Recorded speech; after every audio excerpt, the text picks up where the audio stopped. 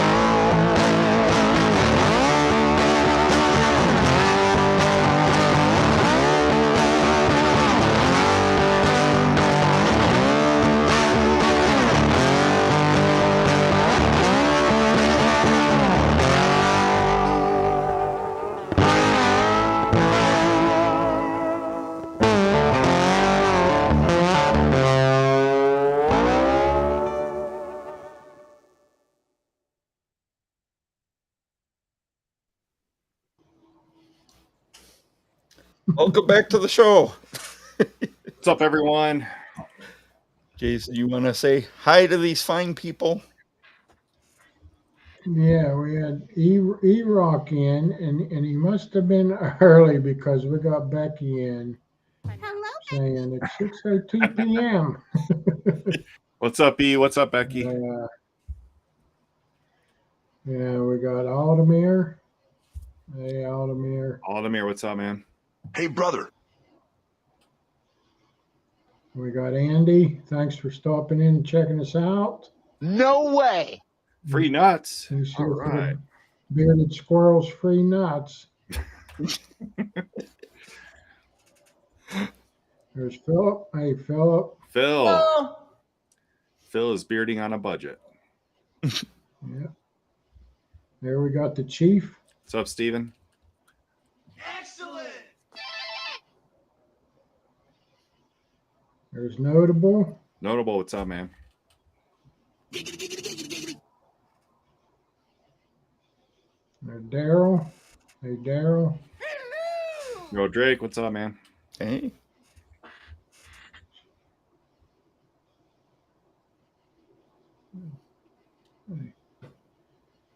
There's Lee. Hey, Lee. Hello, Lee, neighbor.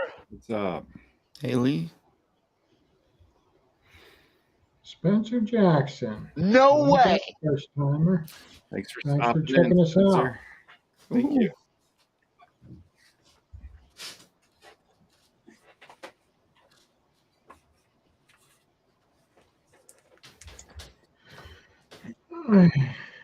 Hey, Scott, you made it in early this time. Hey, buddy. Scott, thanks for tuning in. I'm using this EDC chapstick here. Yeah, it's pretty good.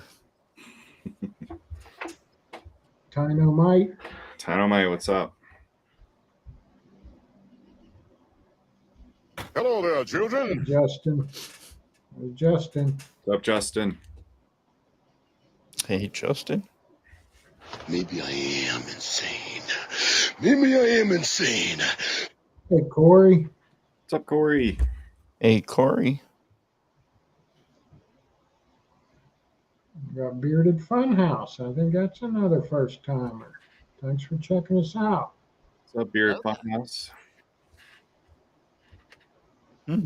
Yeah, Scott, 90 episodes. Yep. We'll hit 100 yet this year. Maybe. This one ain't gonna let me post it. The Facebook user got a picture. Oh, it won't It post. let me show it. Yeah, it won't. It won't. Yeah, if you Won't even let you put it on the screen. show. Huh. I was surprised it showed up in the chat. Okay, bye.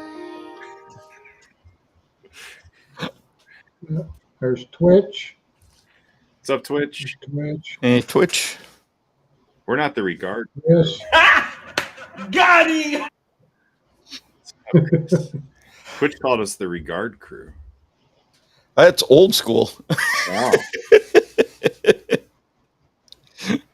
DJ wants to know who we have on the show tonight. You'll find out. I wonder.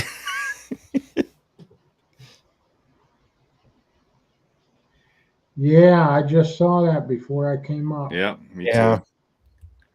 I was just telling Becky before I came down here for the show. You're not that guy, pal. Trust me. You're not that guy. Maybe that's why the Bears are winning. Maybe. Hey, Vato. Hey, So, Vato.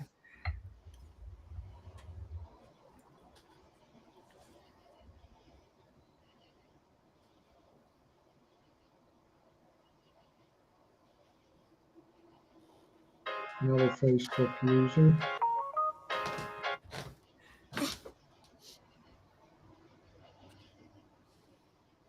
Okay, he's not new, just changed his name.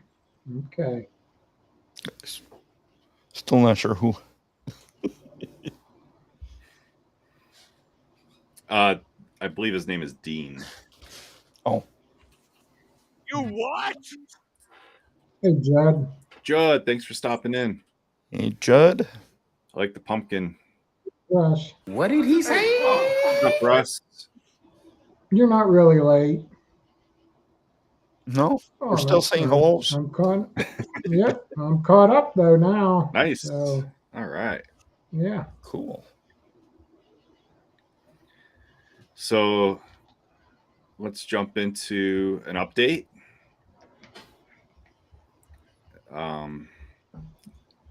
If you guys have been following along, Amazing Race was on last night, second episode.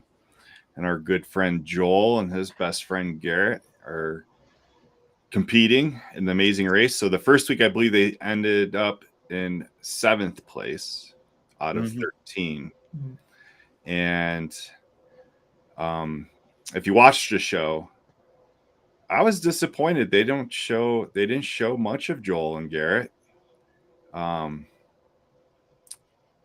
But let's check in with them and see if they're still in it.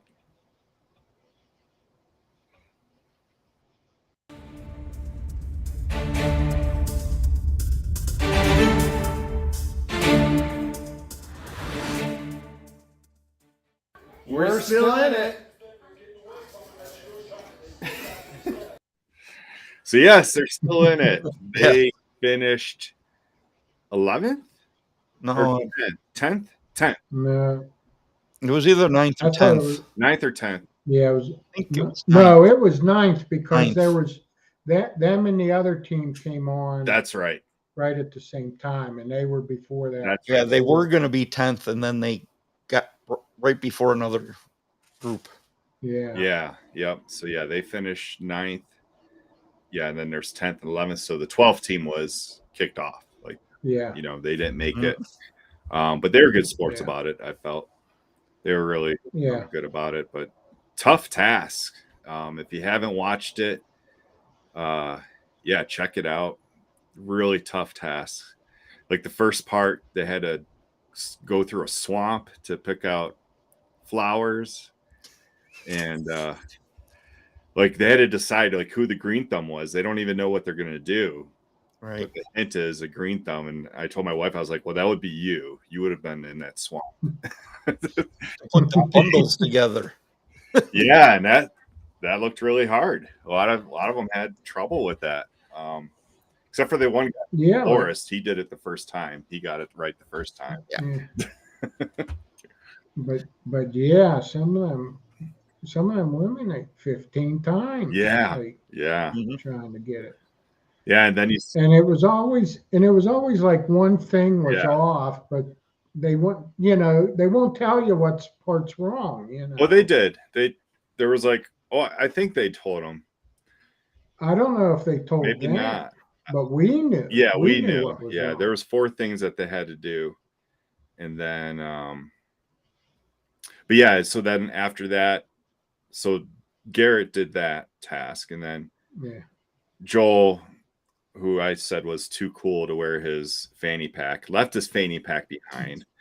So he left it, and then they had to go back and get it. And I was like, oh boy, this is really going to hurt him. But they were able to do it. They caught up. They threw a bunch of melons in the boat, and then were able to get their 9th place. So they're still in it. That's awesome. I think tomorrow morning they're going to have a YouTube update as well, which is really good. Much better than our update, I think, because they were there. they definitely have the behind the scenes. So that starts tonight, Scott. Yeah. Loki season 2.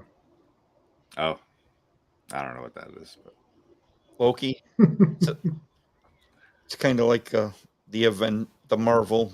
yeah. I don't follow along with that. I know Loki from Vikings, the show Vikings. Yeah, that's a whole different story. Yeah. I did not say it's Batman.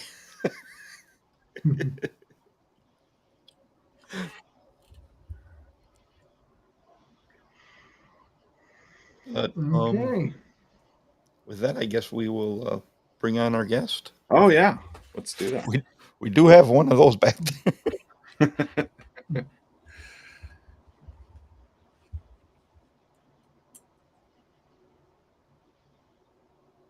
You want me to do it? Yeah, go ahead. Oh, you gotta get his intro music ready, right? Yeah, that's what I was trying to do. All right. Tell me when. Go ahead. Okay. Here we go.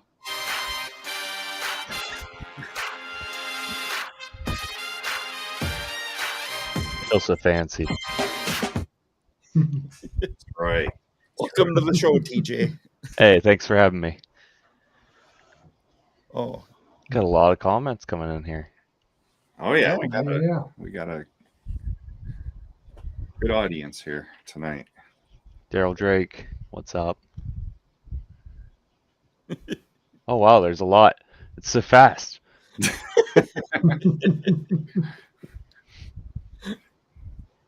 Got some definitely got some of my customers in here. It's awesome. Yeah, that's great. it's good. Well, let's Drop get it into the 5 questions and get to know you a little bit. All right. What's up, Steve?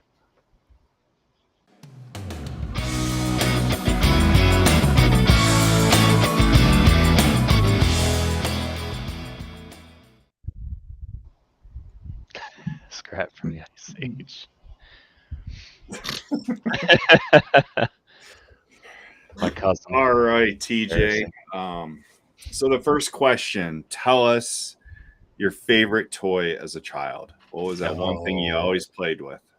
You know, this is the only question I even thought about, and I wanted the rest to be a surprise, and I overthought it forever. I want to say the thing that I enjoyed most growing up was my Game Boy Color. Okay. I loved my Game Boy. It was so cool to me to be able to take games wherever I wanted and play them. And we didn't have backlit screens or nothing back then. Yeah. So it was horrible to play once the sun went down in the back of the car. But I love that thing so much. What was your favorite game? My first game was Pokemon Gold, but I really enjoyed when they went back through and remade Super Mario Brothers 3, Super Mario World. Those were huge staples growing up. Yeah. Love the Mario games. Kyle, naked G.I. Joes. That's awesome.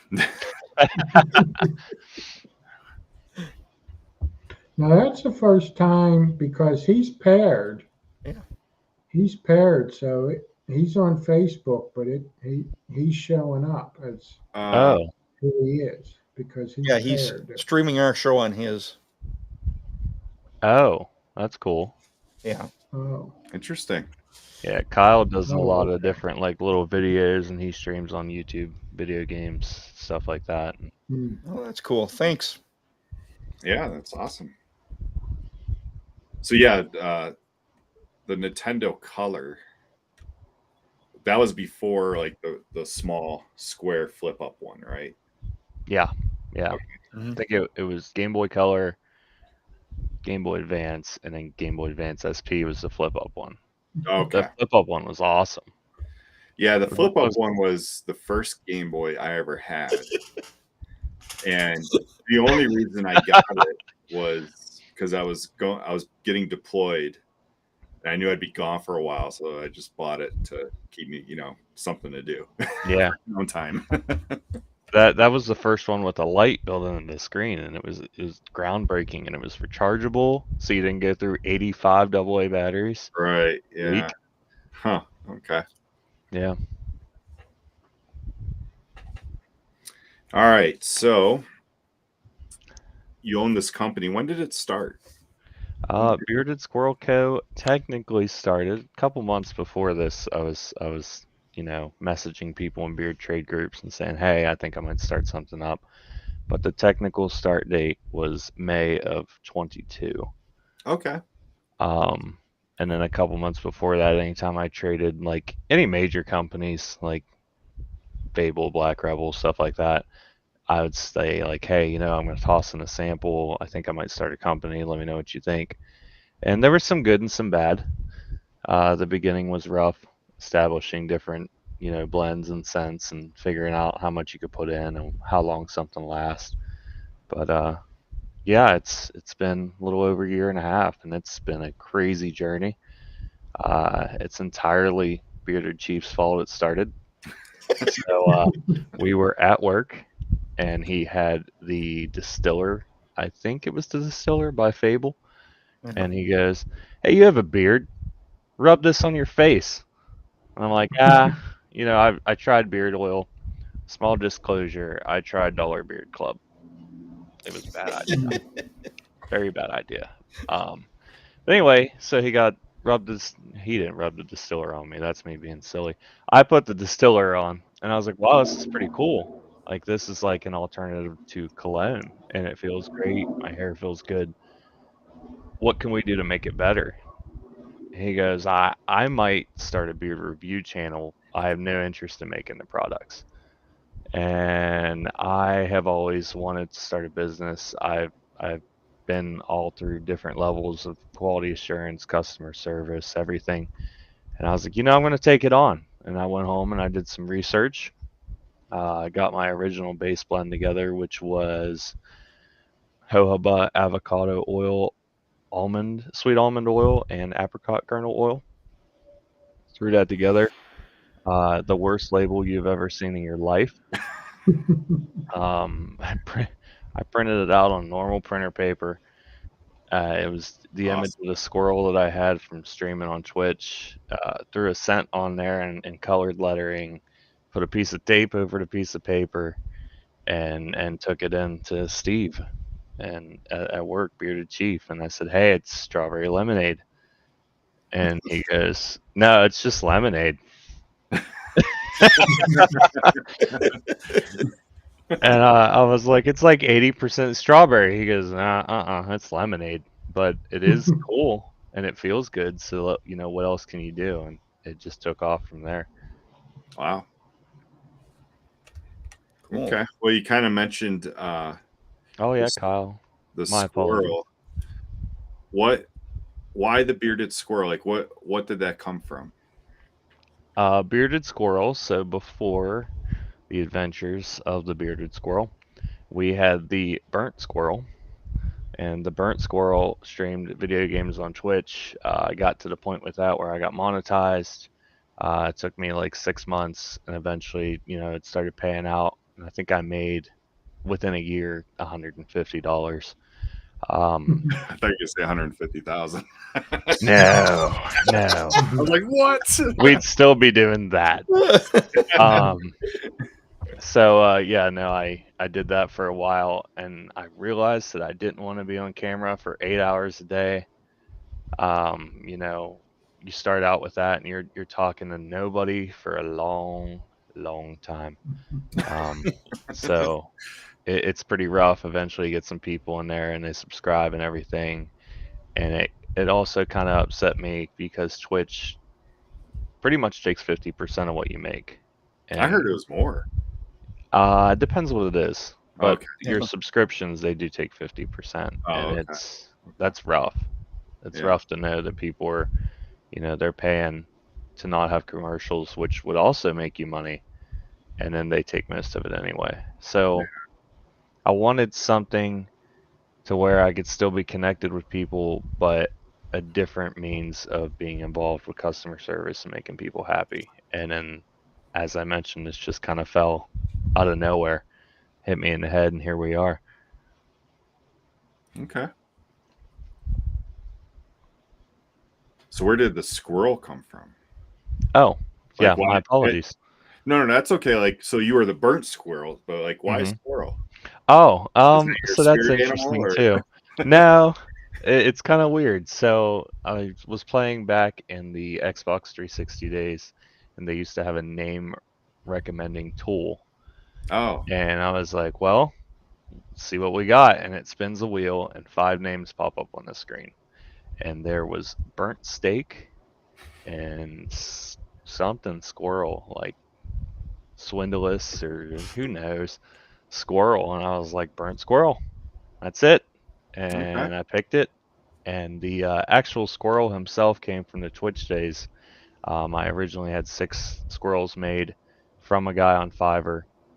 He made those squirrels, and then I just was like, hey, I already have these squirrels, let's roll with it.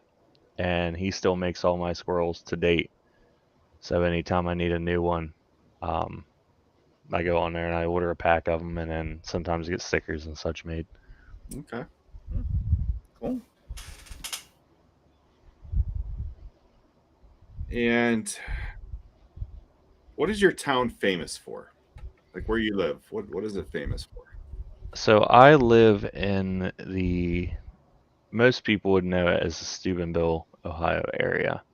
I'm right outside of that. We are pretty much attached to Pittsburgh. So anything Pittsburgh related usually happens here. So we have the pizza with the cold cheese on it. And it's got, listen, I knew it was going to happen. Love the pizza. When did that start? I saw something about that the other day, like something like someone posted a picture of like just a raw pizza, and this is a Pittsburgh. I lived in Pittsburgh. I never seen a pizza with cold cheese. So really? Yeah. Oh, wow. Well, Maybe it's apparently it's new. closer to us. Yeah. So I mean, they do call it Valley Pizza here. So but we basically it's a real crispy square crust pizza with a fantastic crust. They cook the cheese. They cook the sauce, let it go for a bit, and then right as they pull it out of the oven, they throw the cheese on there, they throw the pepperoni on there. It goes in the box. And the idea is by the time you get home, it's just a little bit melted. It's just a different flavor.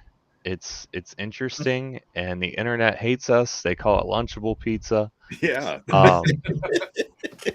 So but Matt Foley, he's from the Pittsburgh area too, or around there somewhere, so he would know. Vito's pizza. I never heard of it. Is it new? Like, no. I mean, I lived there in the early '90s, so maybe it was something after that. I don't know. Yeah, I don't know when it started. I know our major chain over here is DeCarlo's. We have one in every city, and it's weird. And people have even gone as far as like they'll get the pizza from DeCarlo's and they'll get a cold bag of cheese on the side. So the cheese is extra cold when they put it on their pizza. Wow. And it's a strange thing. And now that you've said it, I don't think I've ever seen it in Pittsburgh either. I was just always told that's where it came from. Yeah. What are your thoughts, Jason? You're close to Pittsburgh. I've never heard of it. Right. Yeah. Huh. I mean, I just recently been hearing about it. Yeah. The internet's mad. Yeah, like I'm telling you. literally just a couple weeks ago, I heard about it for the first time. And when I lived in Pittsburgh, I used to deliver pizza. I mean, it was for a chain, so the chain wouldn't do it. But I had never heard of it before. I'm like, what, is this real? I started a whole argument between my followers. I posted it one day and I said, "Hey, pizza night," and they're like, "It's pizza. What is that? Did they cook what it?" do you do? What about the like pepperoni or mushrooms or other toppings? Is It's that just- cold? It is. It's just on there. Wow. I don't know. I think the mushrooms come out of a can, so I don't think they need technically cooked. Oh my god. Even Listen, worse. That's even you- worse. Nobody gets it with toppings. You get it with the cheese and the pepperoni. You might get extra cheese or extra pepperoni, and people don't get Canned silly with it. mushrooms. We don't even know what the mushrooms look like. Would they cook the cheese and toppings if you ask them? I'd imagine, but I don't know of anybody asking. They might just weird. kick you out. Yeah. They might just go. They're like, go to a regular pizza place. And we have some square pizza where they do cook the top. Like we have one right down the road. It's right in between me and Chief. And they have a chicken bacon ranch pizza, and they actually do cook theirs all the way. And their pizza is pretty fantastic. I mean, you have a lot around here that's just like, it's a small town. Like, I think the population where Steve and I live is maybe 2,000 people, Yeah. if that. Okay. And it seems like every small town you pop into, there's one of those pizza places. And it's been there forever. Wow. Wow. Yeah. Well, I'm planning to go to Pittsburgh in February, so I'm going to look. Well, Yeah. if you don't find it there, Go go to to the Carlos and like Weirton, or I think that'll be the first one you'd hit if you head this way. How Gotta far are you try from it. Pittsburgh? I'm 30 minutes from Robinson, so probably about okay, 45. Yeah, Okay. Yeah, my father-in-law lives out there near Robinson area. gotcha. Kearney. They just opened a Raising Cane's, well, they're gonna Ooh. open a Raising Cane's in Pittsburgh. Raising October Cane's 10th. good. It's good stuff. Can't wait. That sauce. Viva La Minifield in here, he taught me a little trick about Raising Cane's. You can get a soda cup full of sauce. You can just, in the drive-thru, say, hey, can I get whatever it is, 32-ounce cup of sauce? It's like, I don't know, $6-7. Oh, wow. I don't need that. Well, you still got to pay for it. Yeah, no, they don't give it to you. Even the little baby cups, they charge you Well, for. substitute my coleslaw for a 32-ounce sauce, please. Can you do that? Small inconvenience. Oh, that toast. Oh, Is Matt. something. Matt Foley, I'll have to look for that because I like watching. I can't think of his name. It's he's the president of Barstool. Yeah. It's like One Bite Reviews or something like that, or One Slice Reviews. I've never heard of that guy, and a buddy of mine mentioned him, and he's like, hey, he tried the Carlos, which is the pizza with the cold cheese. And I was like, oh, that's cool. Yeah. He took a bite, and he's like, this is horrendous. I bet. Yeah, All I right. had no idea there was a famous pizza guy. Yeah. No clue. Well, What a life. Well, you've heard of Barstool Sports, though, right? I have. Like he I've owns heard the story. He owns about- the company, so but he does this on the side. All right, last question. Would you rather be the president, the Pope, or the leader of North Korea? Oh, I don't know. You have to pick one. The leader sounds like it's more power. You know, positive. Like you can make good change. I like that. I like Okay. the sound of that. That's a tough question. See, All this is. I should have watched. I should have reviewed the questions ahead of time. So This is a new one. Ah, that's not fair. you're choosing to be the leader of North Korea. The leader, yeah. Will you make any changes or just keep it the same? Definitely make some changes. You know that they are the only country in the world that didn't get COVID. Oh, You knew that or not? are they also the country? They don't have any external media, right? Right. Yeah. They're pretty locked down. That's wild to me. Yeah. Yeah. Can you imagine that? Yeah, As 'cause much there's a lot of great as much stuff. news as we can get. Our news isn't great. Yeah. I was being sarcastic with the COVID. It's because they're the only country that didn't report any COVID stats Oh. because they're so locked down. Like they're Yeah. so private, and it's like a dictator. People die there if you look at them the wrong way. Yeah, yeah, true. Type of place. Big Stu, he's another guy I think from Pittsburgh area. Big Stu, wow. are you a fan of pizzas with cold cheese? Cold cheese pizza. Cold cheese pizza? Got to be square. Cold Gotta be cheese square and hot crunchy. pizza? This is gonna go one way or the other. Nobody's in between. I don't think I'd even want to try it, honestly. Oh, I you gotta try it. I'd try it. It wouldn't exist if it wasn't good. Yeah, I So- give it a try. Doesn't mean I'm gonna like it, but So here's the thing, though. Oops, I highlighted the wrong one. Big Stu says, Yes. "Heck yeah!" Yeah. My man. So, I'm gonna- however, I'm not necessarily a fan of hot pizza either. I actually like day-old cold pizza. Wait a minute. but it is melted. It's That melted. point. It's You have different. your cold It's totally pizza? different. Okay, I got a question. When we talk about day old cold pizza, are we talking you stuck it in the refrigerator or Yes. it just okay? I put it in the fridge. It's not room temperature. It's cold. Okay. It's And you gotta be eat it. cold. And you eat it cold. And I eat it cold. I don't heat it up. That is the Yeah. best pizza, especially if you're driving to work. Yeah. That sounds like Valley Pizza with extra steps. Well, it's not. Yeah, I guess it's no, because the cheese is melted. It's cooked. The pepperoni's cooked. Yeah, all that stuff's cooked, Hmm. and then it's leftover pizza. So it's like the best pizza because it's leftover. But you don't. I have heat so it many up? questions. He doesn't heat it up. No, eat it cold. I'll have a It's- couple bites like that, but then I throw it in the air fryer.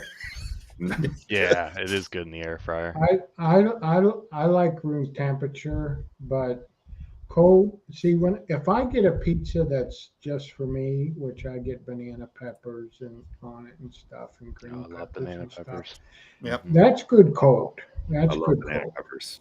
Yeah, they're good. Banana peppers on a sub. Oh, I love that. Oh yeah. We have a little place that is pretty new to Steubenville called DeLues, and they make these huge sandwiches. And we have a few places around here that have like a signature Italian sandwich. Like they're known for that sandwich. We have one, like it's a little Italian store, and they make these Italian subs in the back, and you can get a huge sub for like $10. But DeLues started making one, and I add banana peppers to it, and it is just the best. Nothing beats a good Italian sub with banana peppers. Yeah. There's in Indiana, PA, which is where IUP is. There's a place up there called 9th Street Deli, and they make 2-foot long hoagies, and they make an Italian hoagie. Now it's almost $20, but that thing is full of meat. I mean, but they have banana peppers on it, and I love them. And I get now. My favorite chain is Jersey Mike's. Okay. I've never had it. Oh, Jersey Mike's You have them. Italian. I've never had it. Mm-mm. Jersey Mike's is the best chain. I mean, Subway, no. Jimmy John's ain't bad. Firehouse is Subway, I'm going to say, is the worst. And then between Jimmy John's, Subway's bad.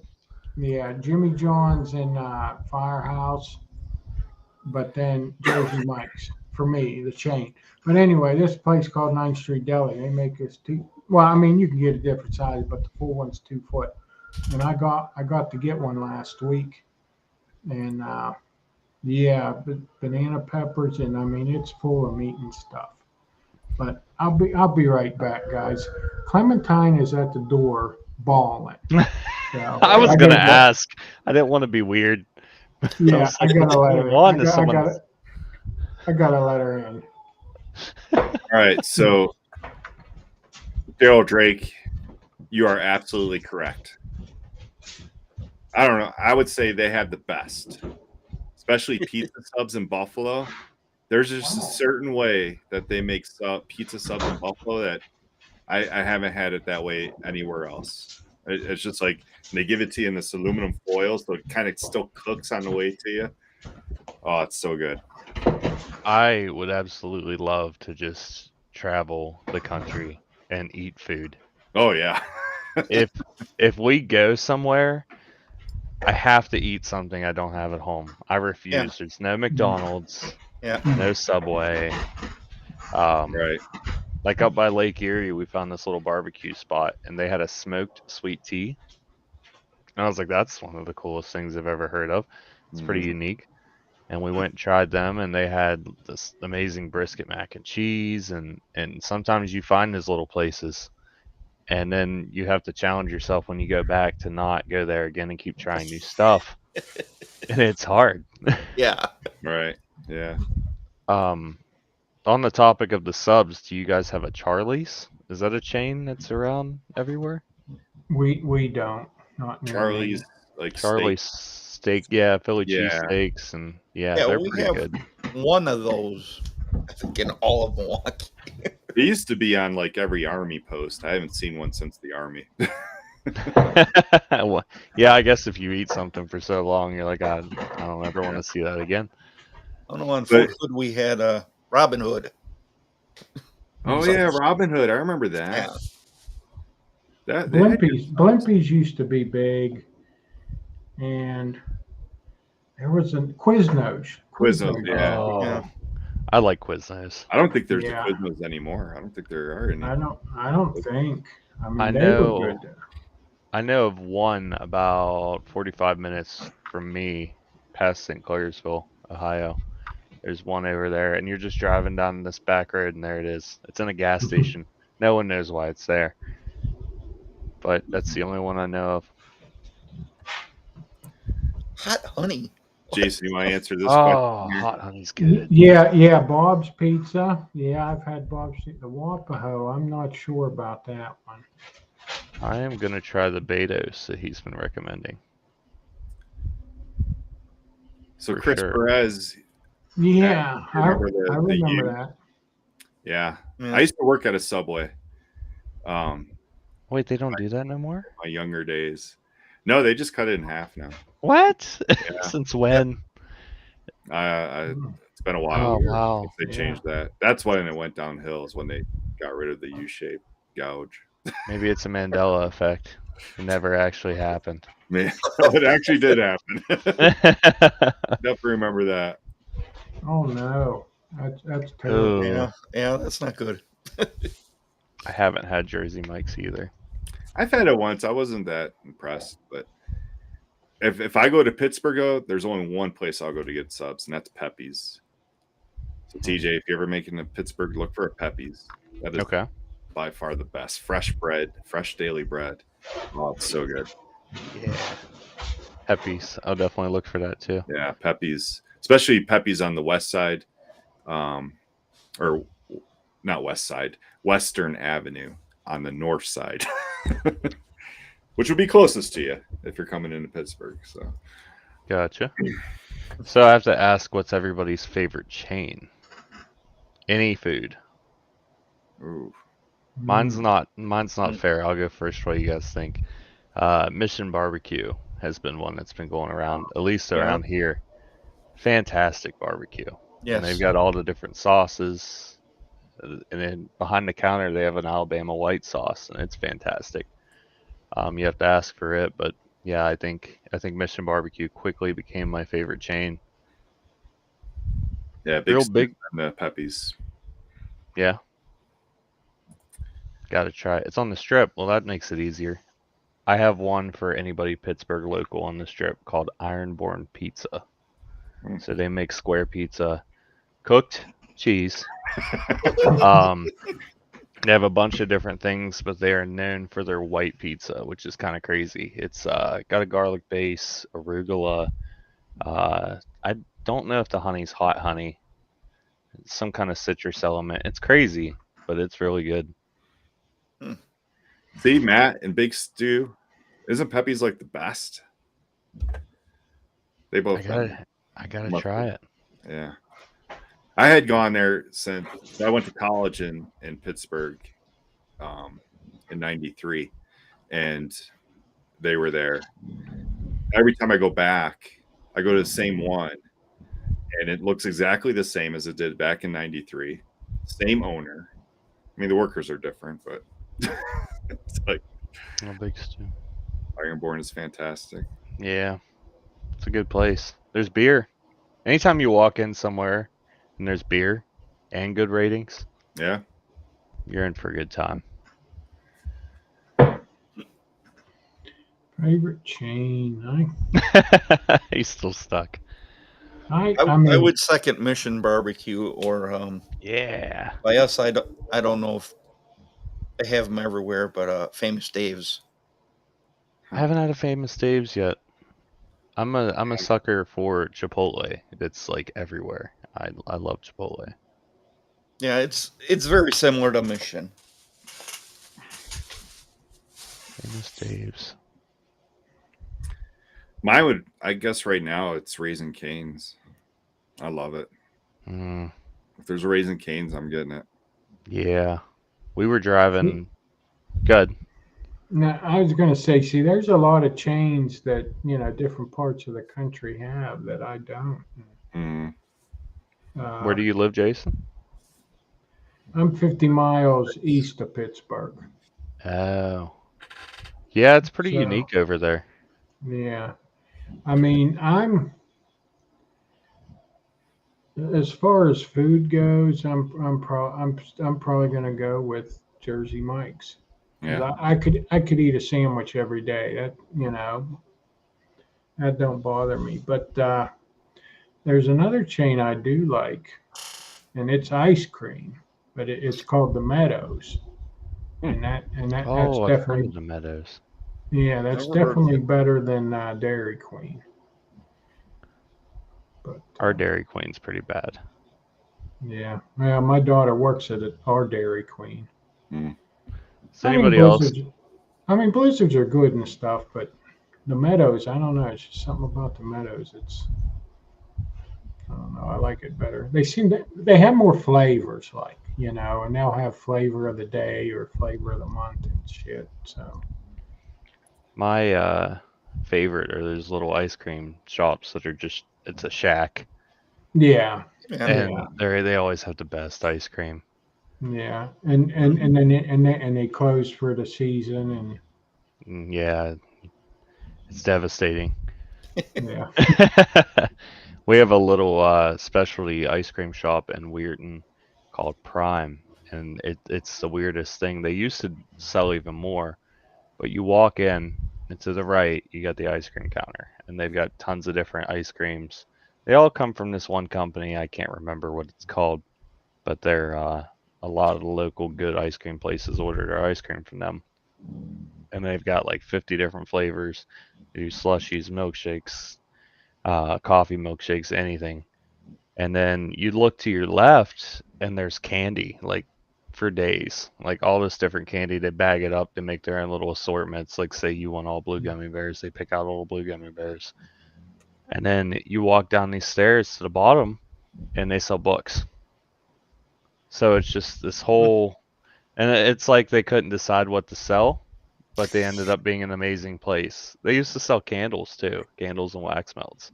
And they had a whole section, like it was divided in four, and they had a whole section of candles and everything. Pretty cool place though. So, favorite ice cream flavor? Chocolate chip cookie dough. That's my wife's favorite. I'm gonna get a look. Rocky Road. I mean, It's not Jason's favorite song. I don't know. I mean, I don't know. Cookie dough's good, but I mean, like if I'm getting a Blizzard, I like Reese's peanut butter cup. Blizzard. Yeah. Yeah. Mint chocolate chip. Yeah. I think I like everything the internet hates. I don't know why. I don't know. Because that's another one people are like, oh yeah, you guys just like your chocolate chips and toothpaste. It's just good. It's different and it's refreshing. I don't know. But I will say to the Dairy Queen we were talking about, does anybody else get anxiety when they hold it upside down out of the window? Like I know it's not gonna fall out, but what if? How awkward would that be? Like, so you gonna remake that or? I'm just like, I don't care, just give it to me. Yeah, exactly. I don't need to see What if you get one of those royal ones and the whole center just Yeah, exactly. Like this isn't hibachi. Just give me my ice cream. Love a good hibachi show. I see them. What's that? Those? I think it's in Turkey. Those street ice cream vendors. Oh, You see them videos where they got the cone on the stick and they hold it out and then they pull it back. They turn it upside down and they're always screwing with the customer like the hibachi guys. Yeah, those poor kids. Eventually, the kid starts crying and they're like, "All right, I'm sorry." Yes, Triple B, you get it for free, but that's just wrecking good ice cream. Exactly. Yeah, but you get it for free, but you have to eat it off the floor. Yeah, exactly. It's no longer good to us. You can still have it. Yeah, that's right. They say you got to serve it upside down or it's free. So I'm gonna have to hit my daughter up because anytime I go, she makes me one. She just gives it to me. I'm gonna have to tell her, hey, you didn't give that to me upside down, so it's free. You're gonna have to get a rain check. Yeah. Oh. And Chris, yes, those Amazon reviews on the sugar-free gummy bears are ridiculous. Yeah. Wait, that's actually a Wisconsin company. You don't eat sugar-free gummy bears. Yeah. Oh, I have a story. Oh, I have a great story. I hope I still have some work people in here. So last year, they used to give us turkeys every year for Thanksgiving. A couple weeks, 3 weeks before, something like that, everybody got a free turkey. You came and grabbed it out of the bin on your way out. Last year, I believe it was it was definitely last year. We had a turkey shortage. We didn't have a whole lot of them to sell to the customers. So they gave us everything but the turkey bags. The pumpkin pie was sugar-free. And it was sweetened with, I believe, like sugar alcohol or something along those lines. I didn't know people had this problem. Steve's already talking about it in the chat. Everybody went home for some reason and ate a half to a whole pumpkin pie. I've never. I slice a piece of pie. I cover it with enough whipped cream out of the can where you can't see the pie anymore. Mm-hmm. And I eat it. These people, if you read the back of the pie package, there was a warning that too much sugar alcohol consumption can in fact give someone diarrhea. So we had a ungodly amount of call-offs the next day because there was quite literally a falling out of our people. It was probably one of my favorite things that's happened in 12 years there, and everybody talks about it to this day. I Sugar-free have pumpkin a pie. pumpkin. Yeah, I have a pumpkin pie story too, and it was also sugar free. One year when I was a kid, I mean 7, 8 years old, my grandparents were friends with this couple that owned this restaurant over in Ligonier. And we went there. We went to the restaurant was closed, but that's where we went. They had a big family. My grandparents had a big family, so we all went there for Thanksgiving. Well, my grandma baked the pies. She's a grandma. She bakes pies, and she made the pumpkin pies, and we started eating them, and they tasted like shit. And everybody started saying something to grandma. She forgot to put sugar in them in her mix. So they were sugar free, but they were sweetened free as well. And she never lived that down. Every Thanksgiving, somebody brought that up about No. pumpkin pies. Yeah, but yeah, that was funny. Apparently, both Chief and his son are in the chat, and they ate their entire pies. They were one of the Yeah. people. Yeah. So the kilt on the Kilted Gunsmith probably came in pretty handy. It's probably very useful. Yeah. Oh, easy access. Oh. I think Chief said he's buying more. He likes misery. He won't tell anybody. Kilted came to work. Apparently, he just said, If work was handing him out, I'm. he grabbed a second pie. Oh, that'd be awesome. Wear the kilt to work. We work on the cold. It's 34 degrees. Yeah, that might get a little rough. A little bit.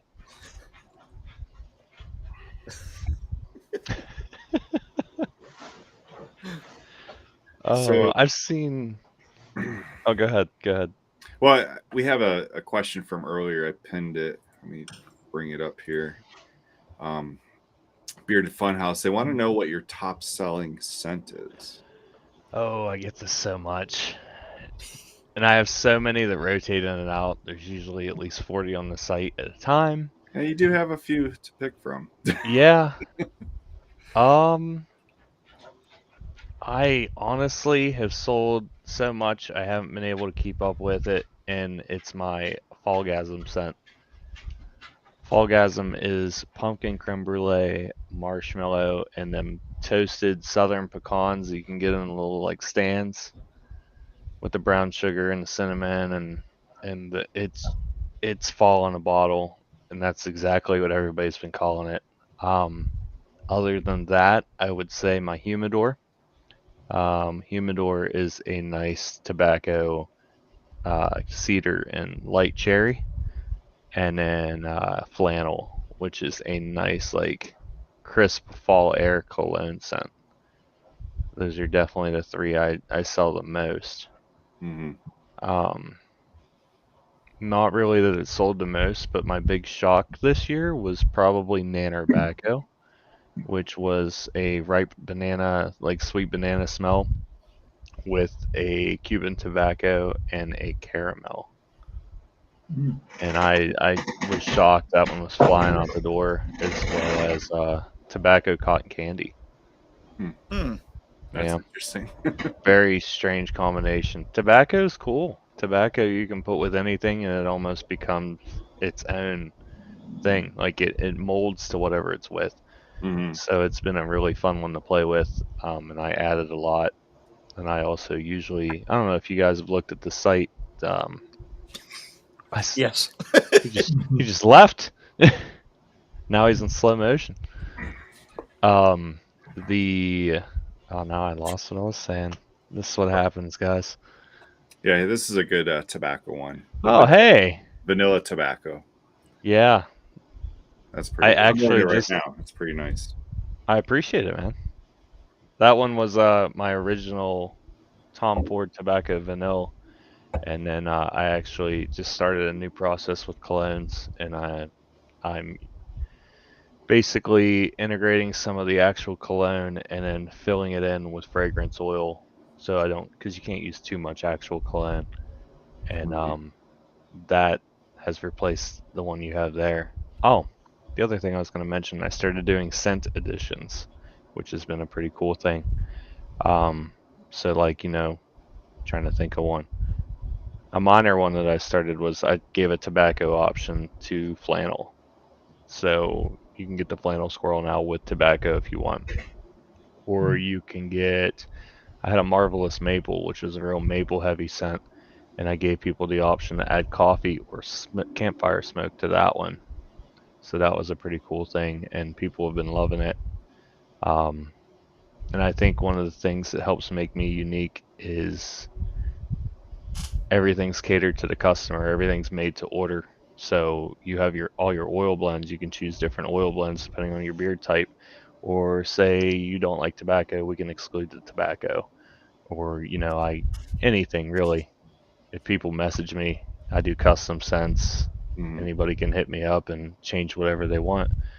And I think that's really been a big thing that's helped me take off.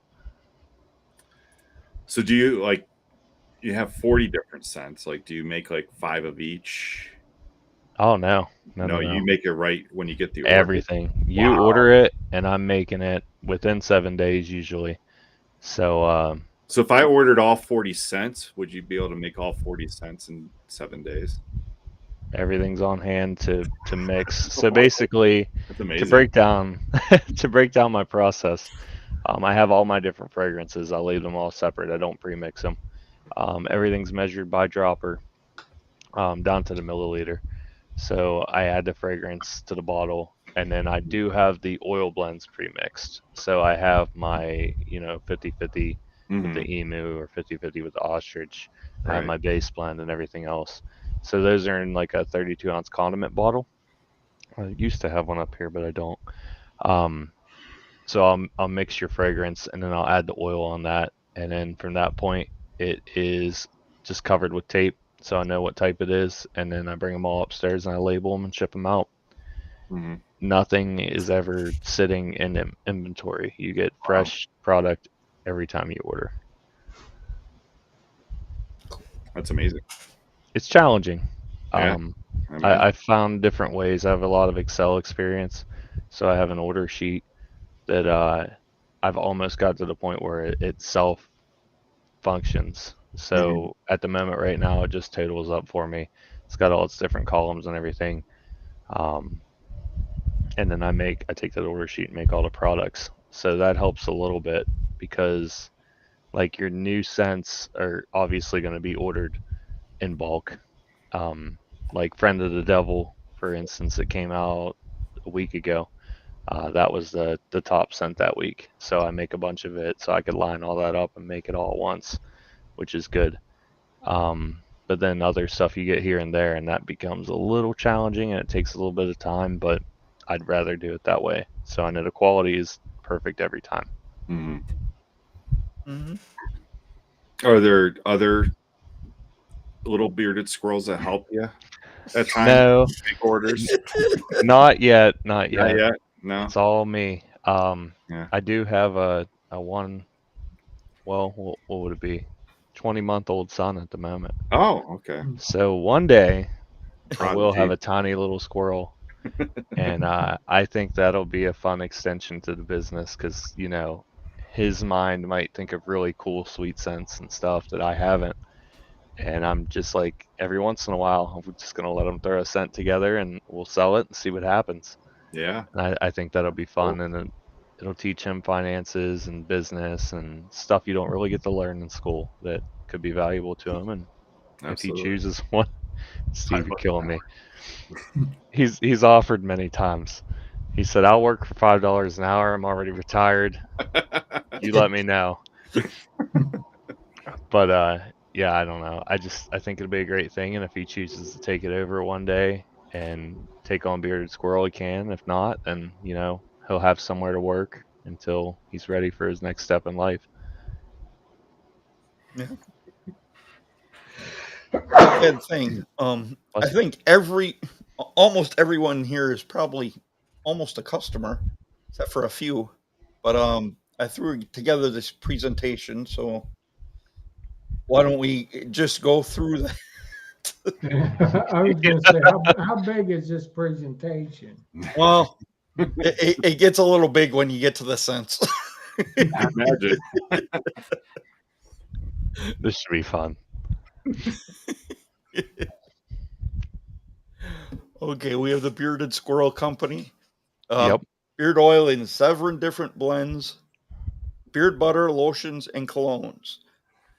Do you still do the lotions? I didn't see much on the site with I lotions. do. So they are currently in their own section, their own category, which I believe now that you mention it, probably needs added to the homepage. But if you go in the product section and search lotions, they'll come up and you type in what scent you want. I did that because the lotions are very heavy to ship. So I can't offer discount codes on lotions. So it's the only way I can figure out to do it. Cool. I like the skeleton squirrel there. Oh, everybody loves skeleton squirrel. I got some holographic stickers, and like the outside and the bones of the squirrel are holographic. Oh, cool. And I'm gonna get what do they call it? Not acrylic. What's it called? Somebody help me. Epoxy. To get some epoxy keychains made That's cool. over those. So the Bearded Squirrel's committed to quality. Quality should never be a compromise.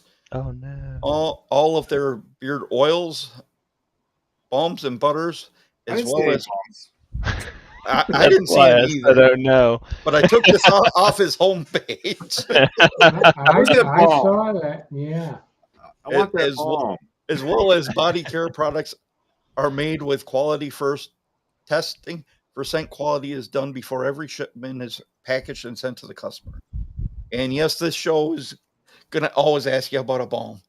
Yeah. So definitely looking to bring balms back. I got a couple more. They make these big things that you can melt candle wax in, and it's got a tap on it. And I use that for my butter. I bought 2 more of those, and I'm hoping to bring back balms and then liquid butter. I did liquid butter for a while, and people loved it. It was exclusive that I just did liquid butter, so people went a little crazy over it.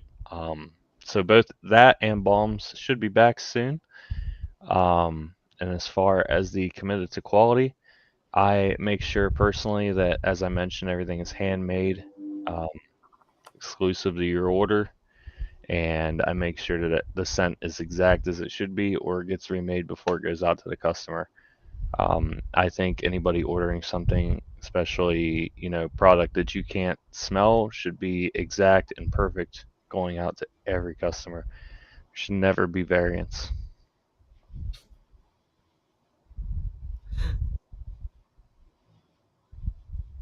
Yeah.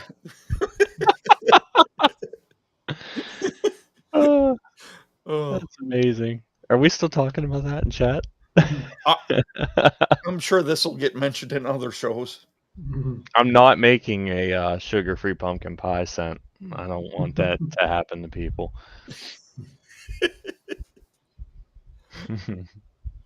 Okay, there's also a satisfaction guaranteed.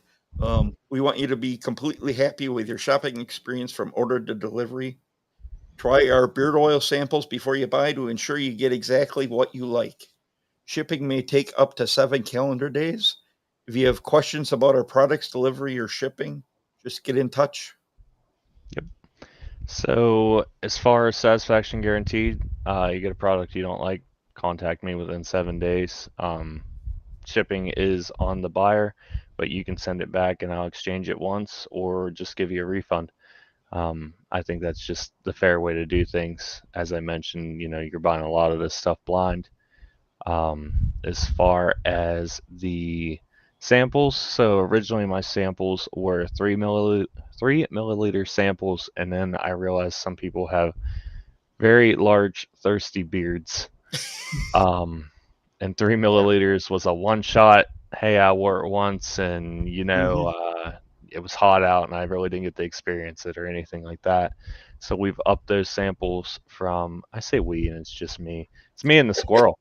Anyway, I've upped those samples from 3 milliliter to 10 milliliter, which is a third ounce. They are $8, but you do get a very good bit to make sure that you are going to enjoy that scent. I thought I had a bottle around to compare, but I do not. Shipped them I've all got a out. picture in here. Oh, okay. On my countertop, I put in. Quick question here, Big Stu. Is there any particular blend that is more popular? What's your most popular blend? Absolutely. So it is a little intimidating, I agree. I do want people to know, please reach out to me. I'm on Facebook, either TJ Brown, my page, or Bearded Squirrel. Contact me on either one, and I make time every day to answer every customer. As far as oil blends that are popular, Meadow Foam Seed and the Emu blend definitely sell the most. And then lately, the Ultra Premium has been flying out the door. Ultra Premium is a little expensive. It is $25 a bottle, but it contains ostrich, emu, ostrich, emu, meadow foam, borage, and hemp seed oil. And it's fantastic in beard. It's so soft. Pretty much everything in there promotes softness. But yeah, meadow foam and emu, I sell a lot of. So we have $15 for a 1 ounce oil. The base blend is a jojoba, argan, hemp seed, apricot seed, and sweet almond. Yeah, so pretty much the argan came on a little bit later. I think it was about a year in. I put the argan in there. Ended up trying it pure in the beard. And it was fantastic, but I didn't feel it needed to be its own 50/50 blend. So I added that to the base blend. I removed avocado oil. I felt like it left things a little bit greasy, and it did separate in its main bottle. And I was worried that you could shake it all day, but once you put it in the oil, it still would separate, I would think. So I didn't want to chance inconsistencies with my blend. So I took the avocado out, and then hemp seed was also added at the same time as argan. So both of those are just fantastic oil blends. With that blend there, sweet almond and apricot seed, they are great, but they are a bit lower end oils. You do get good nutrients from them and good feel. So I do add a little bit of those, and then the hemp seed, there's a little bit of it, slightly more than the apricot and sweet almond, but the main two in my blends are the jojoba and the argan. And I think that just not only gives it that rich golden color, but it's a light oil that just feels weightless in your beard, that feels great, absorbs nice.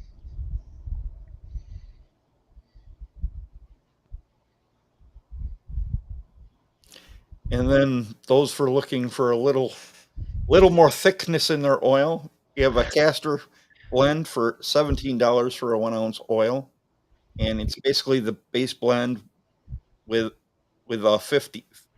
It's 50/50. It's 50% the base blend, 50% castor.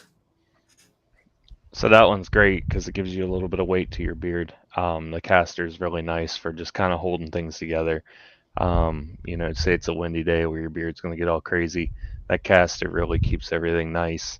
And then I've learned that some customers just prefer a heavier oil. So I kept that around and made sure it was an option for everybody.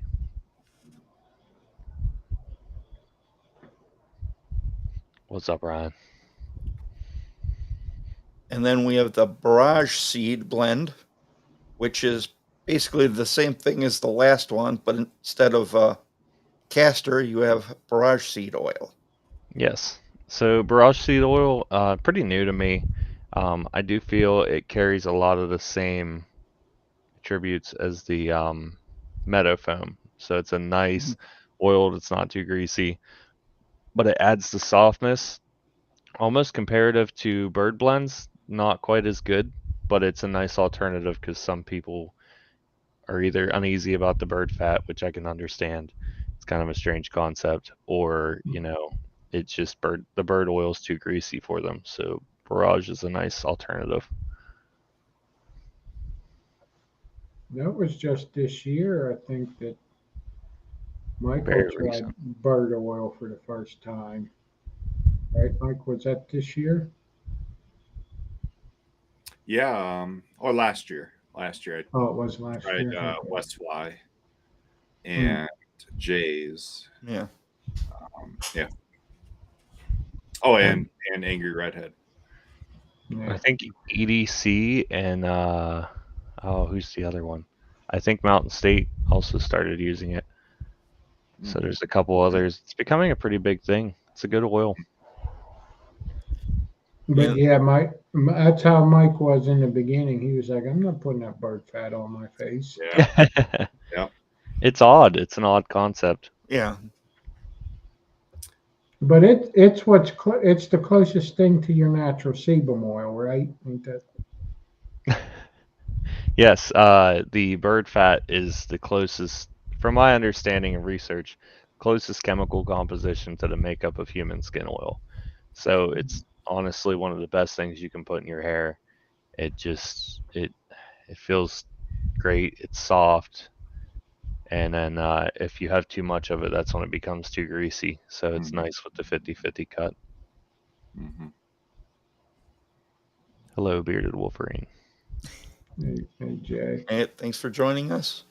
And then he has a meadow foam seed blend, which is basically the same as the other ones, only it has meadow foam seed for 50%.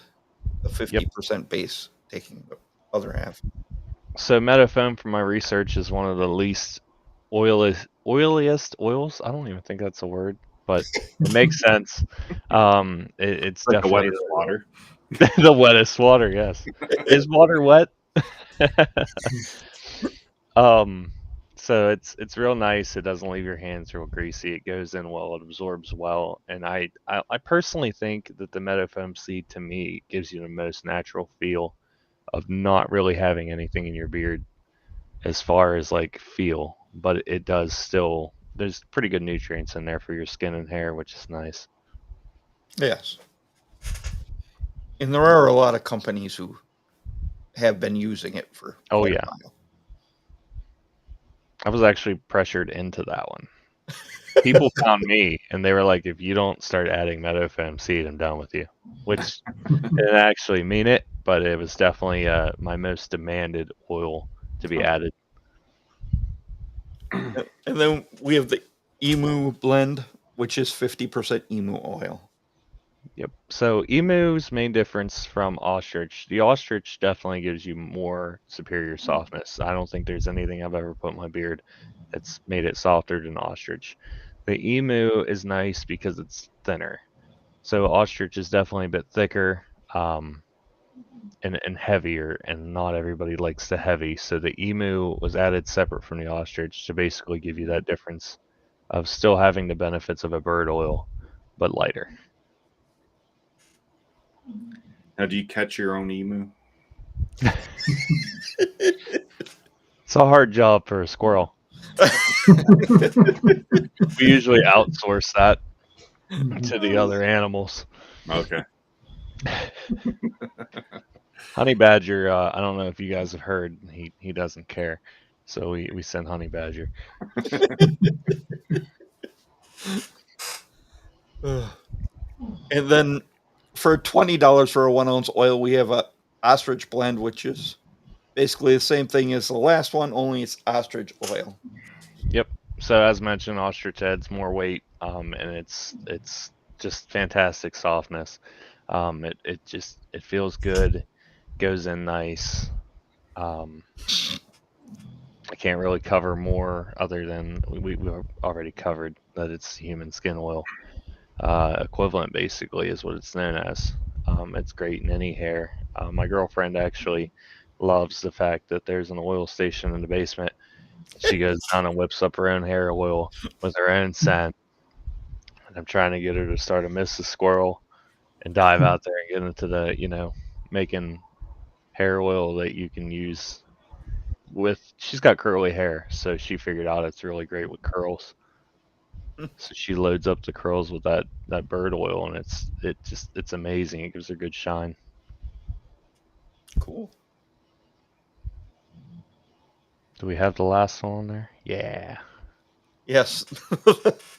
Ultra Premium, which is ostrich, barrage, emu, meadow foam, and hemp seed oils. Wow.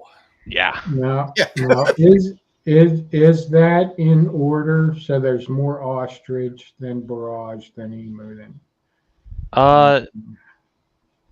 Partially. So Okay. like it's in order, but some of them are equal. Okay. Yeah.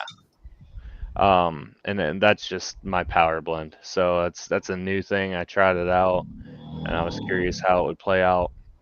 It's an alligator. What was that? That was Jason's dog. Oh, yeah. The bear at his feet. So, She likes it too. She likes the premium blood. Yeah.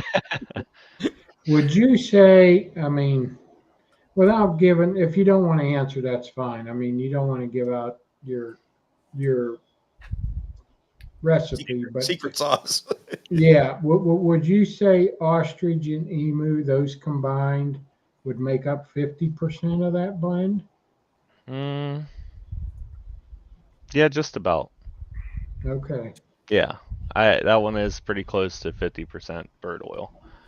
And it's kind of cool how it all works out, because as I've mentioned, there's some disadvantages to some, as in your bird oils tend to be more greasy, but then you got the meadow foam and the hemp in there that promotes it to be less greasy feeling. So those two kind of work together, and then you got all your nutrients of all that, and then the barrage. I have no idea how to pronounce that, by the way. I wasn't ready for the amount of times I was going to have to say this word. I haven't looked up yet. Because That's Steve how calls everyone else says it. Steve calls it borage. I call it barrage. It sounds I think it is fancier. borage. I think it is borage. Borage. Yeah. Yeah. But the borage oil is nice because it's a No, nice middle ground between both. It gives you the less greasiness and the softness, and then it kind of cuts the bird fat, so there's not as much bird fat in there. And it's so fantastic. It just soaks into the beard, and I really wanted to price it under 25, but those ingredients it's a lot. Ostrich, I think the two that blew my mind getting into the business was ostrich and argan. Those oils are very expensive if you buy quality oils. I think we should pronounce it differently. Barrage. Barrage. It's even fancier than how I was saying. Yeah. I mean, this is the ultra premium blend, so it's got ostrich, borage, meadow foam, and hemp seed oils. Yeah. Well, So what was it the says it's difference supposed to be pronounced like garage. Garage. Garage. Yeah. So what difference would I? So I got the oil. I think I just got the basic. Yeah, jojoba, argan, hemp seed, apricot, sweet almond. What difference would I have between this one and getting the exact same scent, vanilla tobacco, with a premium blend? Like, what would I notice? $8. $8, yeah. Or $10 actually. $10. Yeah. Yeah. Your wallet rewards slightly more. What am I getting for that $10 more? Which I'm going to try. I want to try this premium blend. So, in all honesty, you're definitely missing out on some of the softness you would get from the ultra premium. The base blend is. I tell people a lot of times I think it comes down to the wear and the weather and a couple other elements. The base blend is nice because it's just a good all around, not quite terrible blend, but it's a nice base. It's a good just about any beard can use it and get the advantages. And I think with that ultra premium blend, you're going after, you want good softness, you want your hair to feel great, you want it to just be overall as healthy as it can, and that's why I would recommend it. I personally have been wearing the ultra premium a lot in the tobacco vanilla scent that I just released with marshmallow in it, and I definitely feel the difference. It's just something else. It's hard to explain. Mhm. One thing I would like to do in the future, because a lot of people are asking for it, is to start doing these samples in the different oil blends. I think that would help out a ton, for people to try different ones, or even make like almost like a little kit of, maybe bring back the 3 milliliter bottles and just those oils, no scent, so you can get the pure feel of each oil and make a little pack. That would be an easy thing to bottle up a lot of. That'd be amazing. Yeah. Big Stu has a good question. Hmm. When you're making the same scent, but in all your different blends, hmm you need to alter your scent amounts at all. You know, do the different blends affect the scent? So I do not. I personally use the same amount of fragrance, follow my recipe to each one. Um, I have had customers say the different ones do help the scent more. A lot of people say bird fat oils also extend scent. Um, I personally haven't noticed, but sometimes it's hard for me to smell these scents for a long amount of time because I work with them so much. Right. Like there's been times where I've made a bottle and like I get to smell it and I'm like, this isn't strong enough, because I've been working on bottling up fragrance for 4 or 5 hours of the day. And I come up to my girlfriend and I'm like, what do you think of this? She's like, oh my God, there's too much tobacco in there. And I'm like, I can't smell any tobacco. So it's challenging for me to give a good answer on that, but I definitely have had customers notice that both the meadow foam and the bird oils have definitely held scent longer, but ultimately the bird oils. Okay. Yeah, I mean, one effect that I get from bird oils is to me it makes me feel like my beard is fuller. Like it just appears fuller to me. I mean, I don't know if it does to anyone else, but I definitely agree, as far as nothing's better than bird oil after you're out of the shower and you know, I have this fancy brush. It's not mine, it's my girlfriend's, but now it's mine too. It's a hair dryer and a brush. oh So yeah, like turn okay, the brush on and the heat comes out of the brush and you could do yeah. your thing. And after you get it nice and fluffed out, that bird blend just takes it to that next level. And it just Mhm. feels great. I definitely agree with you. Here's a question: do you offer an unscented? So I currently don't have one on the site. I need to add one. I want to come up with a creative name, and somebody has come up with one, and they just recommended Boring Squirrel. And most of the companies have done like a joke on that. So I really wanted it to be interesting, and I think I might go with Boring Squirrel. It's pretty funny. Or naked squirrel. Naked Squirrel. Ah, well, I was sold, and now you ruined it. Birthday suit. Birthday Birthday suit. suit squirrel. All natural squirrel. Yeah. Oh, those are old labels you put up there. It Those was are, what you had on your site. I know. I know. I get so caught up with releasing new scents, I don't realize I have all these old pictures. It's funny because those are like before I learned how to use Photoshop and before I learned anything. Like those labels are printed on paper stickers. So it's kind of wild. Strawberry lemonade's in there. That was my first scent. That's what all my backgrounds used to look like. And then I eventually switched over to the white backgrounds there. And then now we have the full backgrounds that you see today. Most of them are full art, so they go all the way around the label, and some are half. So it's kind Well, of I gotta cool to say that see. Ichabod one. That's Oh Pretty- yeah. Pretty nice label. So that was a custom created by Dan at Ensign on Yes. Instagram. Yes. And we talked about it, and he goes, I was like, hey, I always ask the customers when they make a custom, do you have a name, and do you have an art that you want to see? What do you want to see in the background? He said Ichabod, and I was like, okay. And I eventually, got the image back there, and I didn't tell him anything else.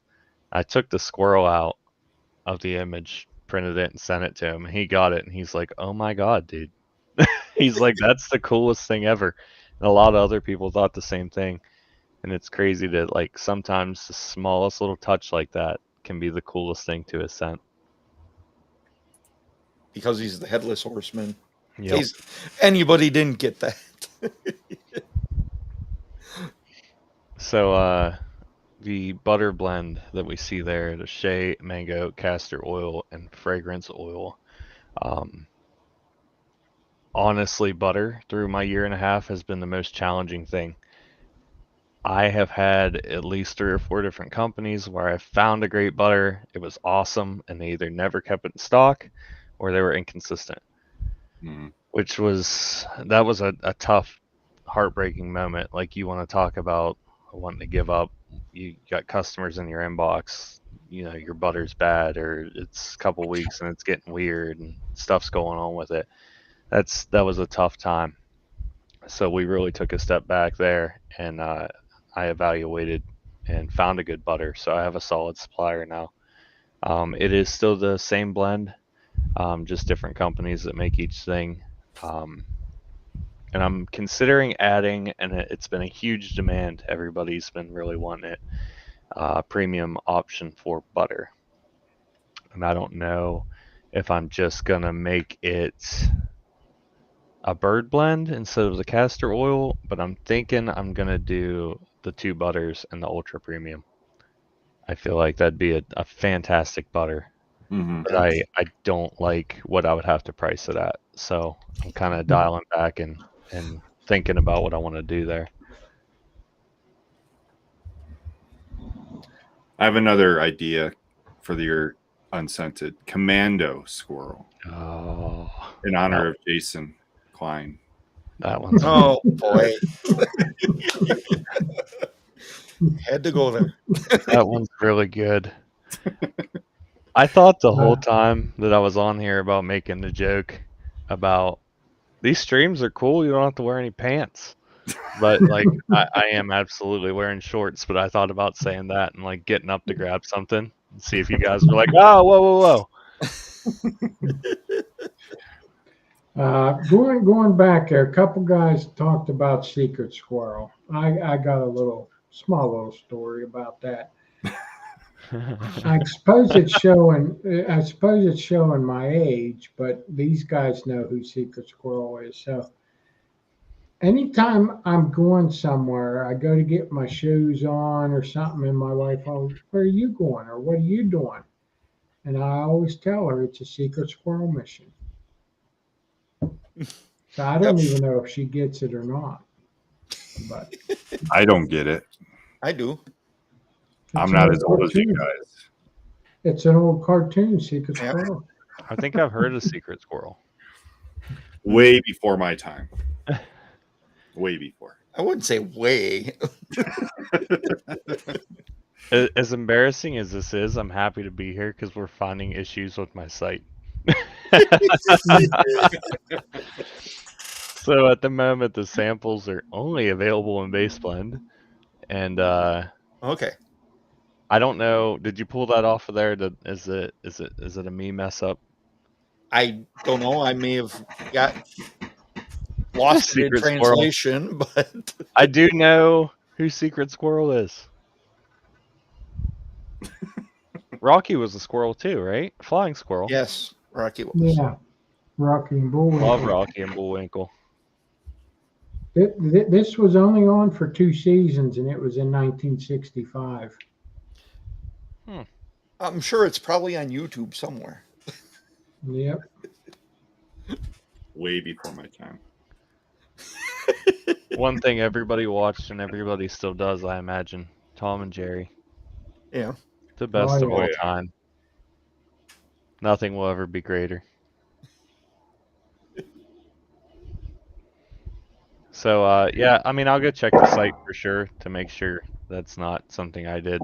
But yeah, at the moment they're only in base blend. I do want to add the ultra premium because that option is a bit expensive.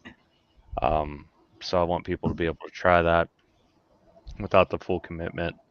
Yeah, I think I've covered already, but definitely customer service is the way.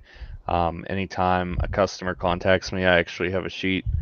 If they ever have an issue or recommendation, suggestion, anything like that, I add it to the sheet, and then pretty much the more I hear about something, the more I want to integrate it. So I'm always listening to people. I always want to get better. You don't get better without your customers. Your customers are the blood, the heart of your business. So basically, I take that sheet and I try to tally it up and make sure, I can. That's basically how Meadow Foam started. And birdseed, not birdseed, that is not a thing. Bird blends. And it all comes from the people. Anytime you guys ever see changes, I'm listening to the people. It's just the way every business should be. I've seen it here and there with some businesses, and not throwing names or nothing because it's not right. But anytime I see a customer, with a general question or some feedback, and it's negative in any way, and you see it get blocked to where it doesn't get posted to the page, or you see the owner get on there and say basically you're wrong. It's definitely got blueberry in it, or there's plenty of tobacco. That's not ever the way you should talk to a customer, in my opinion. Any thoughts in the future about a beard wash and that kind of thing? Yes, so I have been doing research and tested a few batches of beard wash and conditioner. They are okay, but they are not quite to my standard. So if I feel if I'm not beating, or at least standing up against another couple companies' big washes, then I don't want to release mine. I don't want to give people something that's not ready.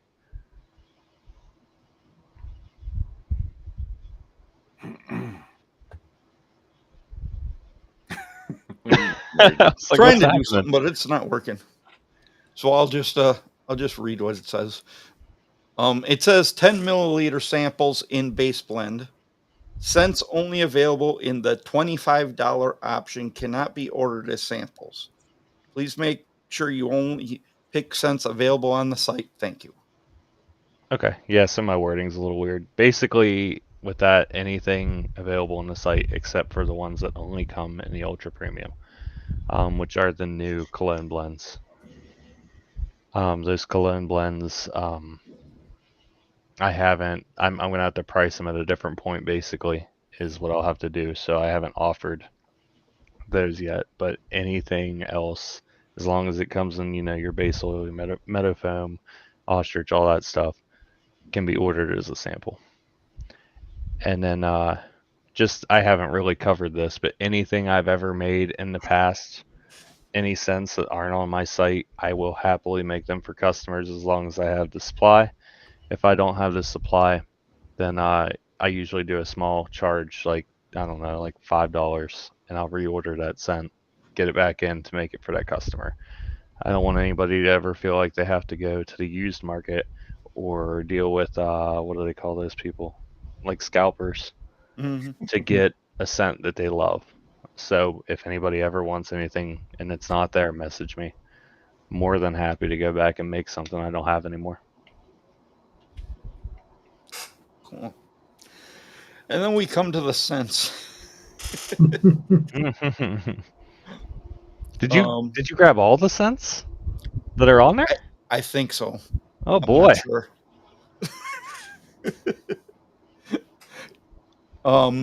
We have Forbidden One, which we were talking about earlier. Maybe it was before the show. That sounds kind of interesting. Grape, oak moss, mahogany wood, pipe tobacco, and oud wood. Quick question. Yeah. Okay, and I've seen this, and I know there's different scents, but Like that one has pipe tobacco. The Mhm. next one has Cuban tobacco. And then you have them that just says tobacco. Mhm. What really is the difference? What are you, you know?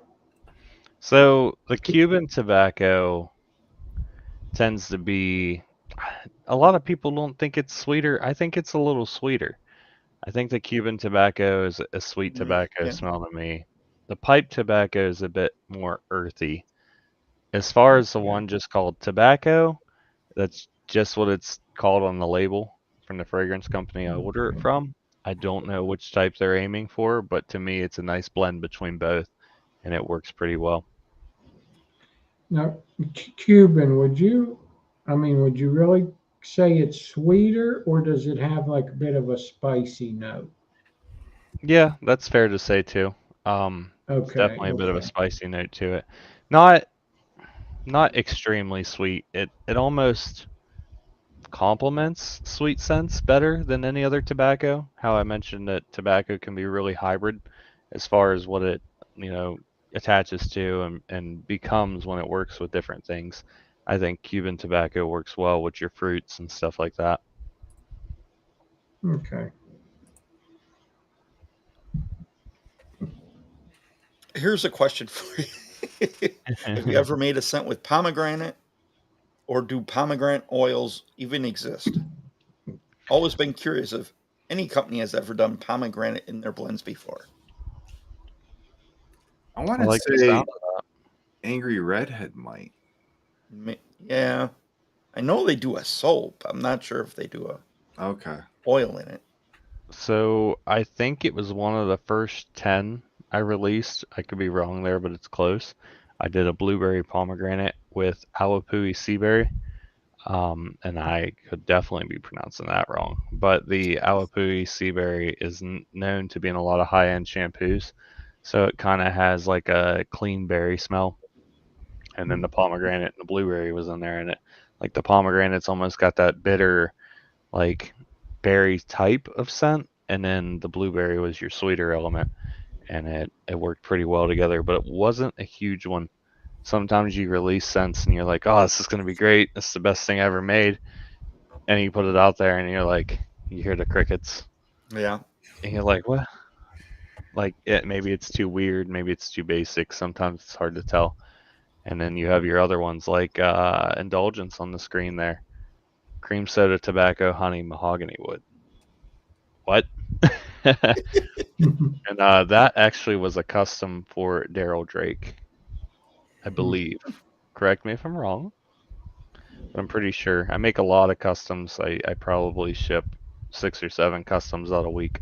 Wow. So, yeah, I think I'm one of the lowest on the market. I was charging $5 more per item, and now I'm charging more based on difficulty, but still never more than 15 to 20 on top of the price of the products. Well, here's a new custom for Big Bald and Beautiful. Oh, yeah.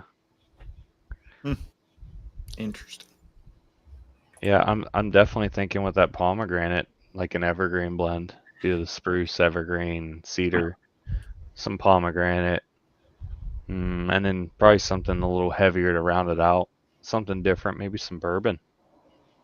Might be good in there to give it that dark background. And this is another weird thing I tell my customers, and they might think I'm crazy. I don't know if it's a gift per se, and I've talked to Scott from Tailored about it, and he says the same. He has the same feeling that we can almost interpret smells together in our head, almost like a chef would like all these ingredients will taste good together. You know, rosemary and citrus and on chicken will taste like this. I almost have that feeling. I know it sounds kind of strange, but that helps a ton. And then from there, I make the scent, I dial it in. You know, like pumpkin ale was a good example of that. The ale was a hard thing to balance because it's very potent. It's very strong in the beginning and it fades off. So you really got to figure out how much of that ale you need in there to not only blend in with the spiced pumpkin, but to still pick up the complements of the brown sugar.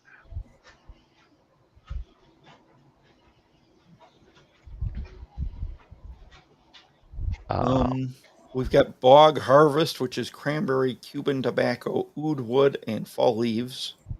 That one's been a big one.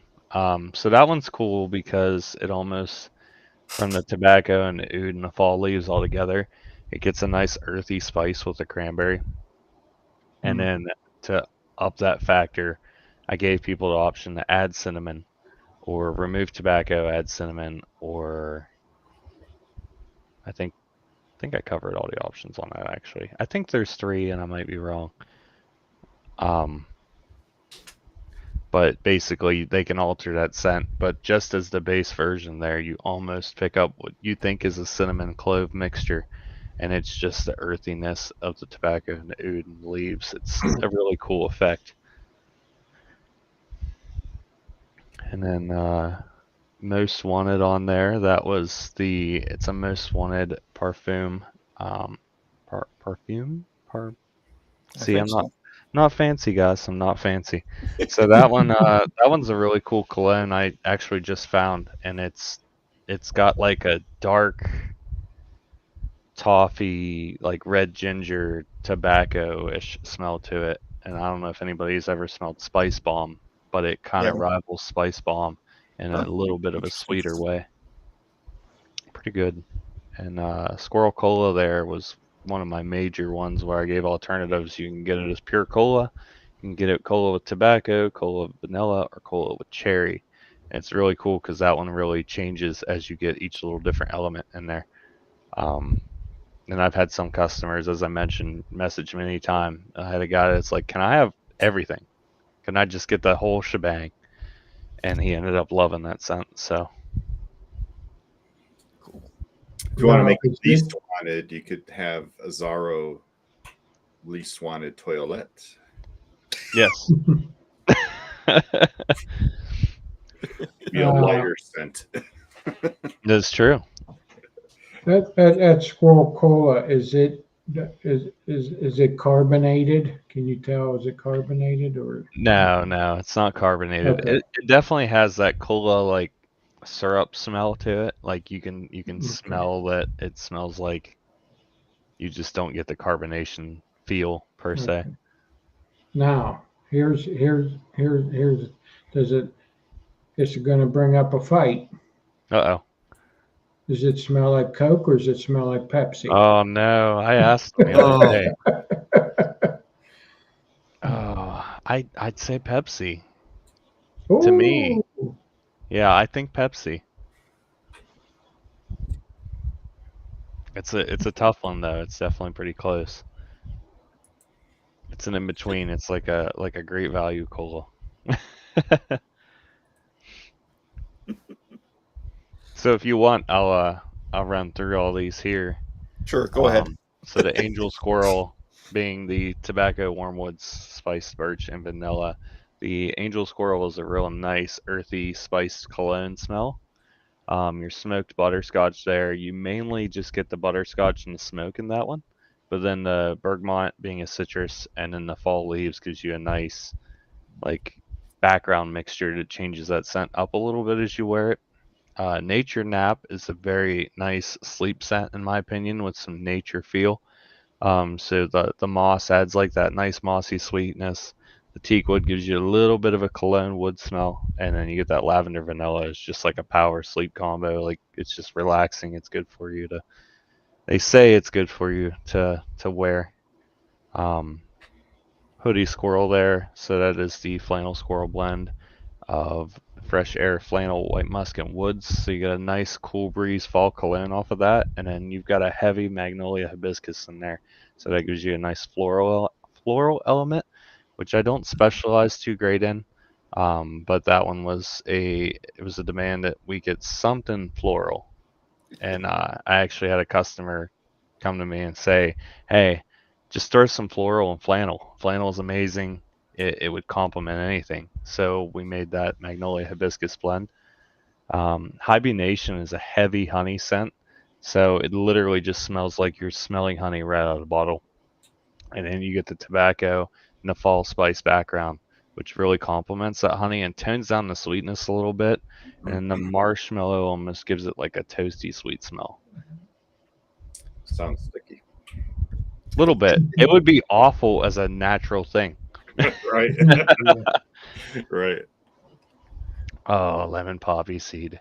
So no, this is one of them scents. Nobody was buying lemon poppy seed. It smells just like fresh baked lemon poppy seed muffins. It was a staple to my childhood. I absolutely love these things.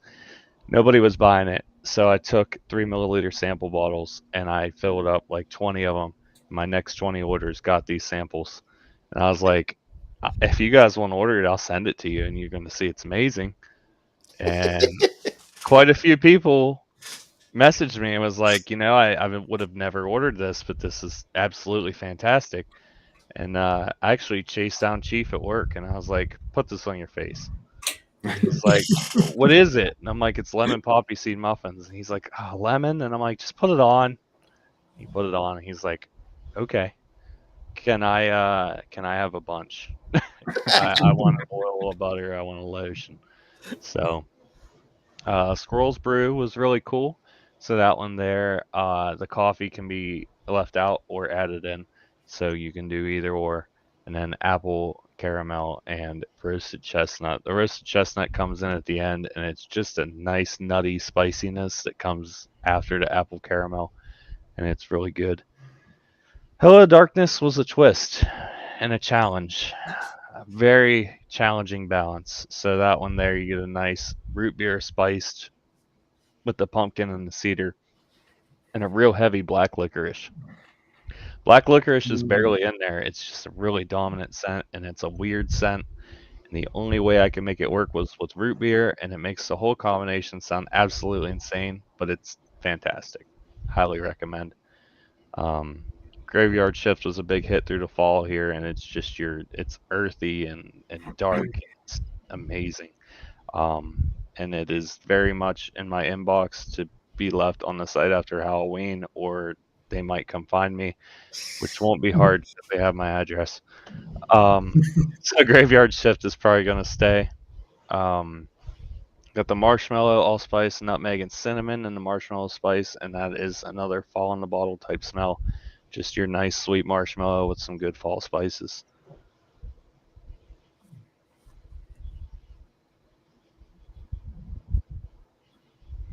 Apple cider. Apple cider to me was a tough name. I ended up calling it apple cider because it reminds me of that, but it also reminds me of apple butter. Both very good fall staples. Dark berry was an interesting one that kind of had its own little fan base of people that were like ride or die. They were team dark berry. Mulberry, spices, patchouli, myrrh. It comes off as like a real almost grape smelling but berry scent. It's got a nice fall feel to it, and the patchouli and the myrrh helps bring that sweetness down to a darker scent. Goodness Gracious was made for Eric Tolberg. That was one of his main things he said in his videos. He would smell something and say, "Goodness gracious." And he wanted a scent that was different. And I was like, hey, let's put pumpkin, tobacco, butterscotch, and bourbon together. And he's like, that's just crazy enough to work. And I sent it to him, and he saw the name, and he's like, oh, dude, I love it. Absolutely love it. So that was made for him. Absolute Apple. I just wanted a nice base apple scent for fall. Added a little leather in there and teak wood, and then that one has the option to leave the leather out. I think the nice thing about it is it's not just pure apple. It breaks it up a little bit with a slight cologne background, which is pretty good. Blue red beans is a variation scent, so you can get blueberry or raspberry with coffee and vanilla, and that one's just your basic like light coffee roast with a berry smell. It's pretty good. Fallgasm was the big seller we covered earlier. So it's a pumpkin creme brulee with toasted marshmallow and southern pecan, and it's perfection. I'd hate to toot my own horn, but that's probably one of the best scents I've ever made. Sweater Squirrel. Sweater's been a big one. It's got its own little following. So eucalyptus, I'm personally not a fan of eucalyptus. Those scents are incredibly challenging for me. Mm-hmm. I have a tough time with them. Sweater really captures that kind of cool fall feel using that eucalyptus, and then you get the sage in there for some earthiness. The juniper berries gives you a bit of a pine sweetness, and then the fall woods is just a basic like woods blend that you would smell outside, and that actually directly relates to Bath and Body's sweater weather, as close as I could get it to it. I know that's a huge candle for a lot of people.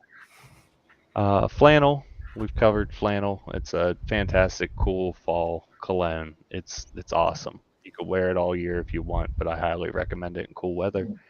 Marvelous Maple is probably one of the strongest scents I've ever made. The maple, like, oh man, is that maple strong? Like, I made it for a guy at work, and he was about 25 feet away, and I was like, dude, I knew you were up there. I could smell you. I could smell the maple. He's like, I put it in 8 hours ago. I was like, I could smell you.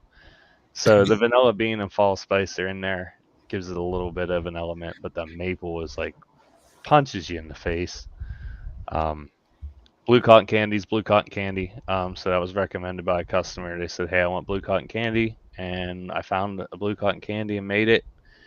And it's one of the most basic blends I have, but it just smells amazing. And it ended up being paired with tobacco as an option if you want to, and it smells awesome. Copper Johns. Hey, Tyson. Tyson. Strawberry shortcake. Strawberry shortcake. That one is pretty self-explanatory. Nice strawberry cake with some whipped cream. It's pretty good, pretty light.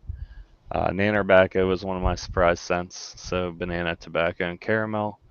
It's got that nice ripe banana feel, and it smells amazing. There's quite a few Yeah. scents. That we are. I'm sorry.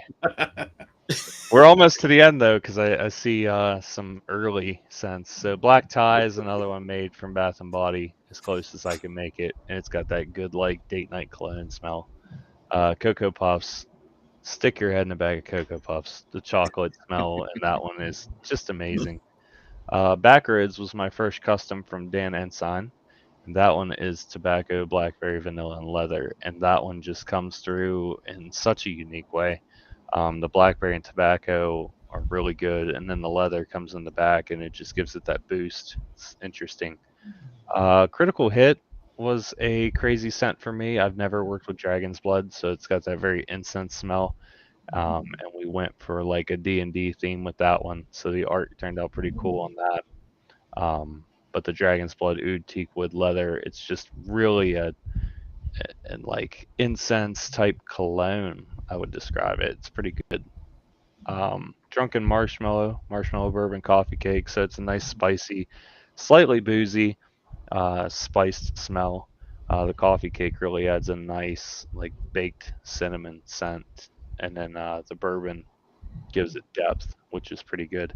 It's usually with the sweet scents, if you can't find a way to bring the sweetness down, it's kind of rough. So that bourbon helps. Humidor is a big seller. Tobacco, cedar, red cherry. Stick your head in a cedar cigar box. Walk into a walk-in humidor. You're going to smell the exact same thing. It's fantastic. High class. So that one's a very good cologne scent. Also, the bay rum's really nice for that. Cigar break. Cigar break's a really interesting one. So I actually tried a cigar by Chow, I think is the company. They make a blue tin cigar, and it's tobacco, mango, and passion fruit. And that one's just really good because you get the tropical and it gets broken up by the tobacco.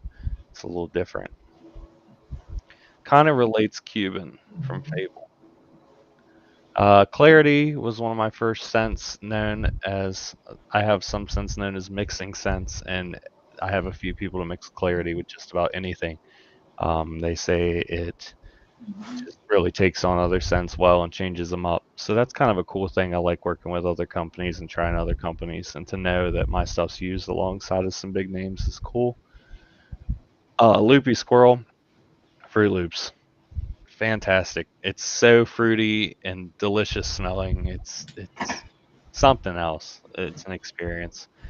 Cowboy coffee, that was a big one. So you get the smokiness with the coffee and the blueberry. Coffee and blueberry comes out real nice. It's like you get the sweetness and you get the darkness of the coffee, but then the smoke kind of creeps in there and changes that up, which is cool. Banana bread, dead on. Bake some banana bread. That's what you're getting. That one makes people pretty hungry. 40 something was an interesting scent. First time I played around root beer.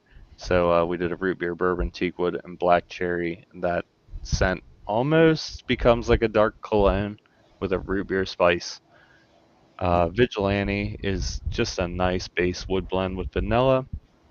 Good Vibes is my first hippie type scent, I guess you'd call it. So a lot of people said that one gives you a real nice earthy freshness to it with a little bit of that funk, if you will. Vanilla Tobacco, so that one actually just recently got changed, and I have to update that to the Tom Ford Vanilla Tobacco or Tobacco Vanilla Tobacco. I feel like that's somebody uses tobacco. Isn't that a scent or a cologne? There's a scent known as tobacco. Getting Yeah. stuff all mixed up. D's Buns was a joke about a community. So the community was like, "Oh, you're a squirrel. You should, do something with the D's nuts."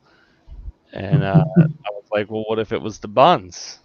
And we'll do cinnamon rolls." And it was just to be silly. And I got a bunch of likes. And then a week later, everybody's like, "Hey, where's the cinnamon roll scent?" And I didn't know that when you make jokes on the internet, it's a promise. So we made these buns. It smells like fresh, spicy cinnamon rolls. It's awesome. El Presidente has a funny joke. Um, so El Presidente is a tobacco, kumquat, and blackberry. I thought it would be funny to take kumquat and blackberry and make it the name of the scent. People said they wouldn't tell people they were putting that on their beard. We used the beginning of kumquat and the berry from blackberry, and they were like, "I will not tell people I'm wearing that." So we No. put up a vote. Everybody voted. I think we had like 10 different options that were pretty big, and El Presidente was the winner. So we named that one El Presidente. S'mores is pretty descriptive. It's a nice toasty s'mores scent. Viking Squirrel has a very heavy mead that comes from an ale and honey. Um, Comes forward pretty nice. You get like a little bit of a floral aspect from the honey, and then you get the ale that comes in with that, and it becomes its own thing almost. And then the evergreen pine cedar rounded out in the background, and it's a very unique scent. I love it. Root tobacco and root beer, very simple, nice spiced scent with a little sweetness, very good. I actually love to wear that one when I'm sitting around at home. Love root beer. Crunch berries is crunch berry cereal. Dead on. Stick your head in the box as I've mentioned with the others. It's awesome. I believe I missed one of your newer ones. That devil one. Yeah, yeah. So I do have a couple missing on there. So Friend of the Devil is one that was requested by a guy at work, and he wanted a scent that was he said he wanted to be at an Ungrateful Dead concert. He said, "I want to smell an Ungrateful Dead concert in a bottle." And I was like, "Well, that's interesting." Um, didn't think that's something somebody would be into. So I ended up ordering a cannabis scent, and then I added some agar wood to it, which was really nice to kind of balance out that cannabis. And then we added some, was it patchouli and nag champa? So nag champa is new to me. That's a very heavy incense smell, which was very interesting and tough to balance, especially up against cannabis and patchouli. And that one, it's just, you could smell it through the bottle. It's just earthy, funky, in your face scent. And it's interesting. I think it turned out really good. What else are we missing? We're missing Harvest Incense. So that one, Harvest Incense is a triple tobacco, cranberry, spice, citrus, nag champa, smoke. So pretty much that one's tobacco heavy, but then you get the cranberry and spice citrus in there.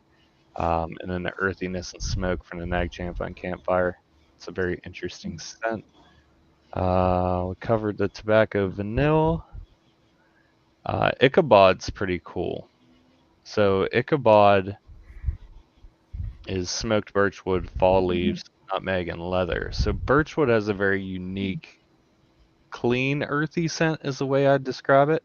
And then the smoke really like breaks that down a little bit. And then you add in the fall leaves and the leather to get a little bit more earthiness. And then the nutmeg adds a little spice at the end. And that scent just turned out fantastic. I told Dan Ensign, I was like, dude, I didn't think you could top Backroads, but you might have done it. Like, anytime you want a custom scent, you tell me, because we just work magic together. He comes up with some crazy blend and I balance it out and send it to him, and it's just awesome. Sounds like a good one. And I did want to make a custom scent with you guys. Wanted to get like a dark element, an earthy element, and maybe a fruit element. And I saw Mike down there shaking his head when we were talking about patchouli and such. So, what would you have in mind? I don't know. What did we come up with earlier? I know Tobacco Jason wanted the Oh, tobacco. the barbershop. Yeah. Yeah. and grapefruit. Yeah, Barbershop, grapefruit, and tobacco. and oud, tobacco, and grapefruit. So this one's gonna be a little With the crazy. barbershop. So we're gonna be doing a citrus barbershop with a tobacco oud earthiness for the bearded respect. So I'm gonna work on that and probably release it here in about a week. But I think it's definitely a cool scent. Like it's gonna be something else. I don't know how barbershop will play in there, but it's a cool thing that I've never personally heard of. I don't Yeah, think you see a definitely lot. haven't heard of that one. Yeah, I don't think you see a lot go in the barbershop. Usually you just No. get barbershop. Right. All right. So And now that you kind of explained the tobaccos, I'm going to go a step further and say the Cuban tobacco. okay, can definitely do that. I was thinking Swisher Sweet. Oh, old Swisher Sweets. Oh, what's the name? Billy Blunt. Oh, what Bearded is? respect. I don't know. Yeah, I mean, honestly, it could even be respectful squirrel. There we go. There you go. The you respect go. squirrel. Well, Triple B calls us the Respectables. Oh, that's awesome. Yeah. Squirrel and the Respectables. Yeah, I'm extremely excited about it though. I think barbershop with citrus is an interesting twist. It'll change things up. And then the tobacco oud is going to be something else. Yeah. Yeah. That's really cool of you to do that. Yeah, Absolutely, yeah, yes. I'm excited about it. I'm always down for a challenge, and it'll be a learning experience, that's for sure. And it's But, okay if you just like, no, this won't work. Yeah. No, I've had to do that a couple of times. I've made probably about, I'd say 75 customs.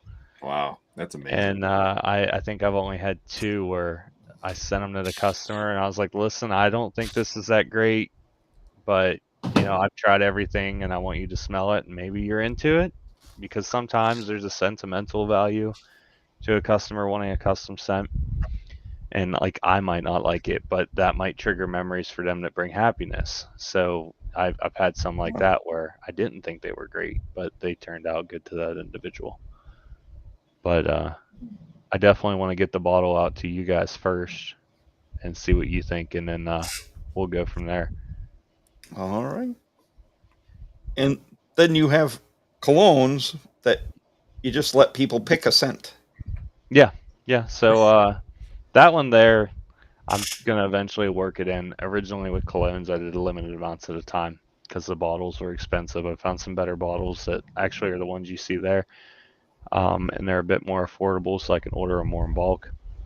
A lot of bottles I was finding you can only order, I think it was eight at a time for these square ones that I was getting, and they look good and everything, but they leaked. So we switched from those and eventually switched to these, and these still eventually have leaks.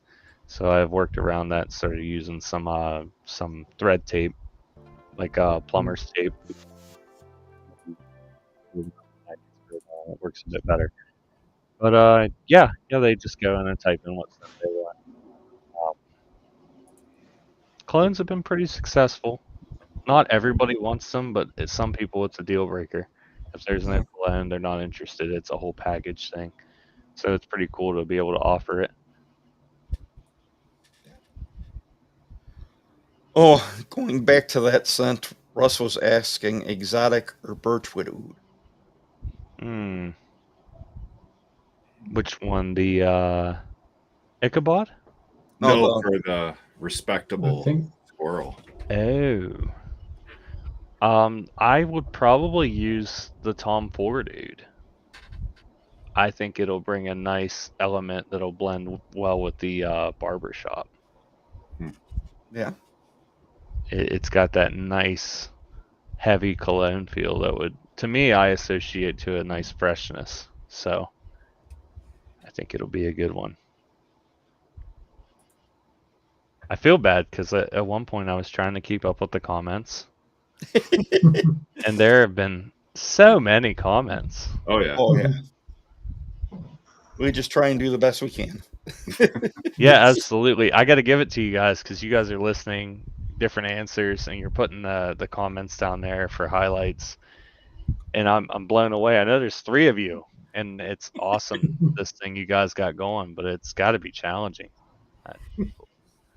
No pun intended, but a lot of respect. It's definitely it's definitely not an easy job, and I think the respectables here do it well. Well, thanks. We appreciate that. No problem. And then you also, it looks like you only had 3 left. The beard combs. Yeah, I had 20 total. I ordered them from someone on Etsy. So one thing I try to do is, if I can, is support other small businesses. I think it's a cool thing to be able to help each other. So I ordered the combs custom made from someone on Etsy, and then I try to get the bottles from another small company and whatnot. But the combs are all wooden. They're nice and light. They fold in there, as you can see. And I think I have some that sold just as combs. I think I have 7 of those left, so I should have about 10 of those. If it comes back around again for Black Friday, I probably will work the rest of those combs that aren't sold into a deal, because they don't go often. But I might do I don't know, spend $100 and get a free comb or something along those lines. Yeah, I just thought it was a good deal. Yeah, I think so. Definitely for an all wood comb. It's homemade, and it just feels pretty great, honestly. It's nice and light, so you don't really notice it in your pocket, and it's pretty durable. The wooden teeth are a nice feel. I like it a lot. Haven't got a brush yet. I want to get a brush. I think a lot more people use brushes than combs.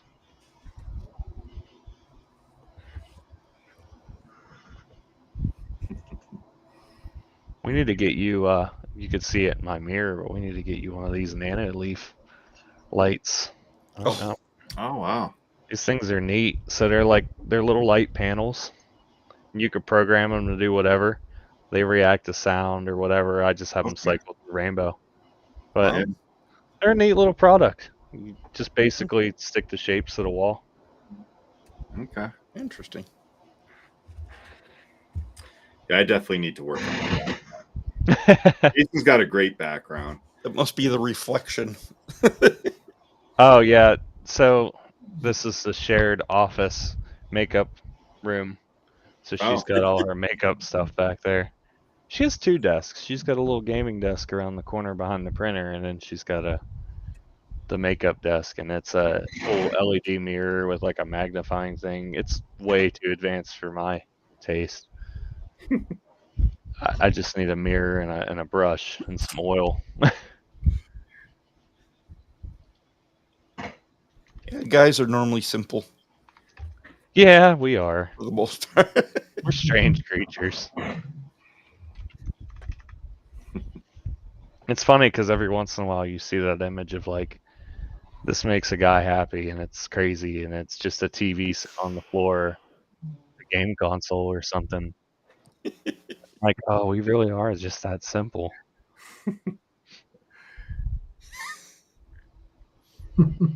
I've moved a couple times and done that. What do we got? I always knew I wore makeup.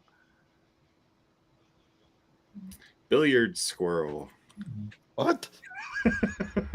Huh? I think it's supposed to be bearded. Oh, squirrel. bearded Yeah. squirrel. It's always funny with words. Yeah, I was gonna say I think it's autocorrect. It's Yeah. Probably. I'm not a good billiard squirrel at all. I'm pretty bad at pool. That reminds me. Hey, Russ, how far away are you from Daytona Beach? Because I'm going to be there next month. Sounds like he's close enough for me to be jealous.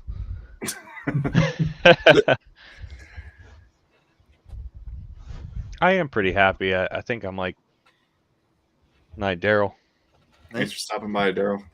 I'm about 2.5 hours away from Lake Erie, and it honestly feels like a beach. It's so beautiful up there, and I feel it's pretty fortunate to live as close as I am to some stuff. Like, I've got Pittsburgh not too far away, so you got a nice food culture and different breweries and stuff like that. And then you go up to Lake Erie, and you got basically a nice little vacation place. Or I can go towards Columbus and go to Hocking Hills.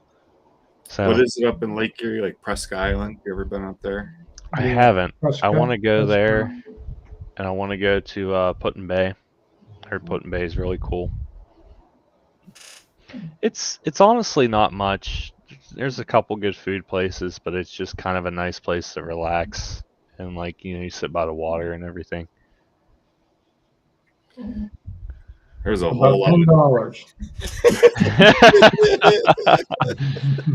$10. So regular blend are premium materials, but they are a bit cheaper in bulk, so that makes the price more reasonable. They're nice in your beard.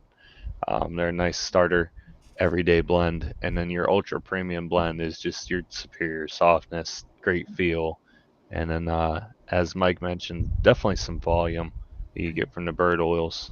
But yeah, just basically the feel and beard is what it comes down to. You're just gonna have a much nicer soft feel from the ultra premium.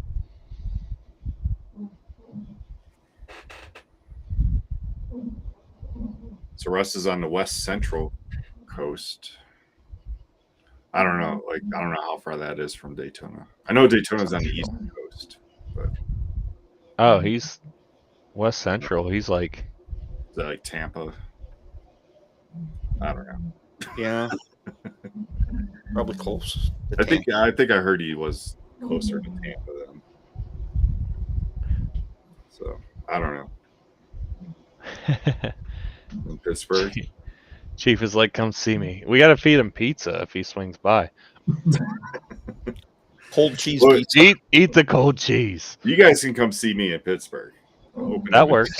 All right. It'll be a weekend. I'm flying from Wyoming. I'm not going anywhere else besides Pittsburgh. That's fair. That'll be a flight. Oh, you're not going to drive this time? No, it's just for a weekend getaway, just to see my son. Oh, that's awesome. Yeah. He goes to college in Pittsburgh. Jeez. 400 I miles. love that. Wow. I wasn't expecting that. Okay. I heard Oh. driving across Florida is like the amount of time it takes me to get from Ohio to Florida, it takes just as long to cross to the bottom of Florida. Oh. Which is wild to think that state's that long. Well, Russ, make a road trip and come up to Daytona. Now, speaking of Daytona for the Beard Nationals, I saw a post that Dan C's going to be there now. Yep, Oh. he's going to be there too. I have had many customers tell Dan C that he should check me out, and he said all I have to do is message him. And I have not messaged him just because I am worried by myself of taking on that much volume. Oh, Yeah. I don't know if I'm quite ready. I yeah. do have a couple more steps I'm going to take to scale up my production. More and then squirrels. More squirrels.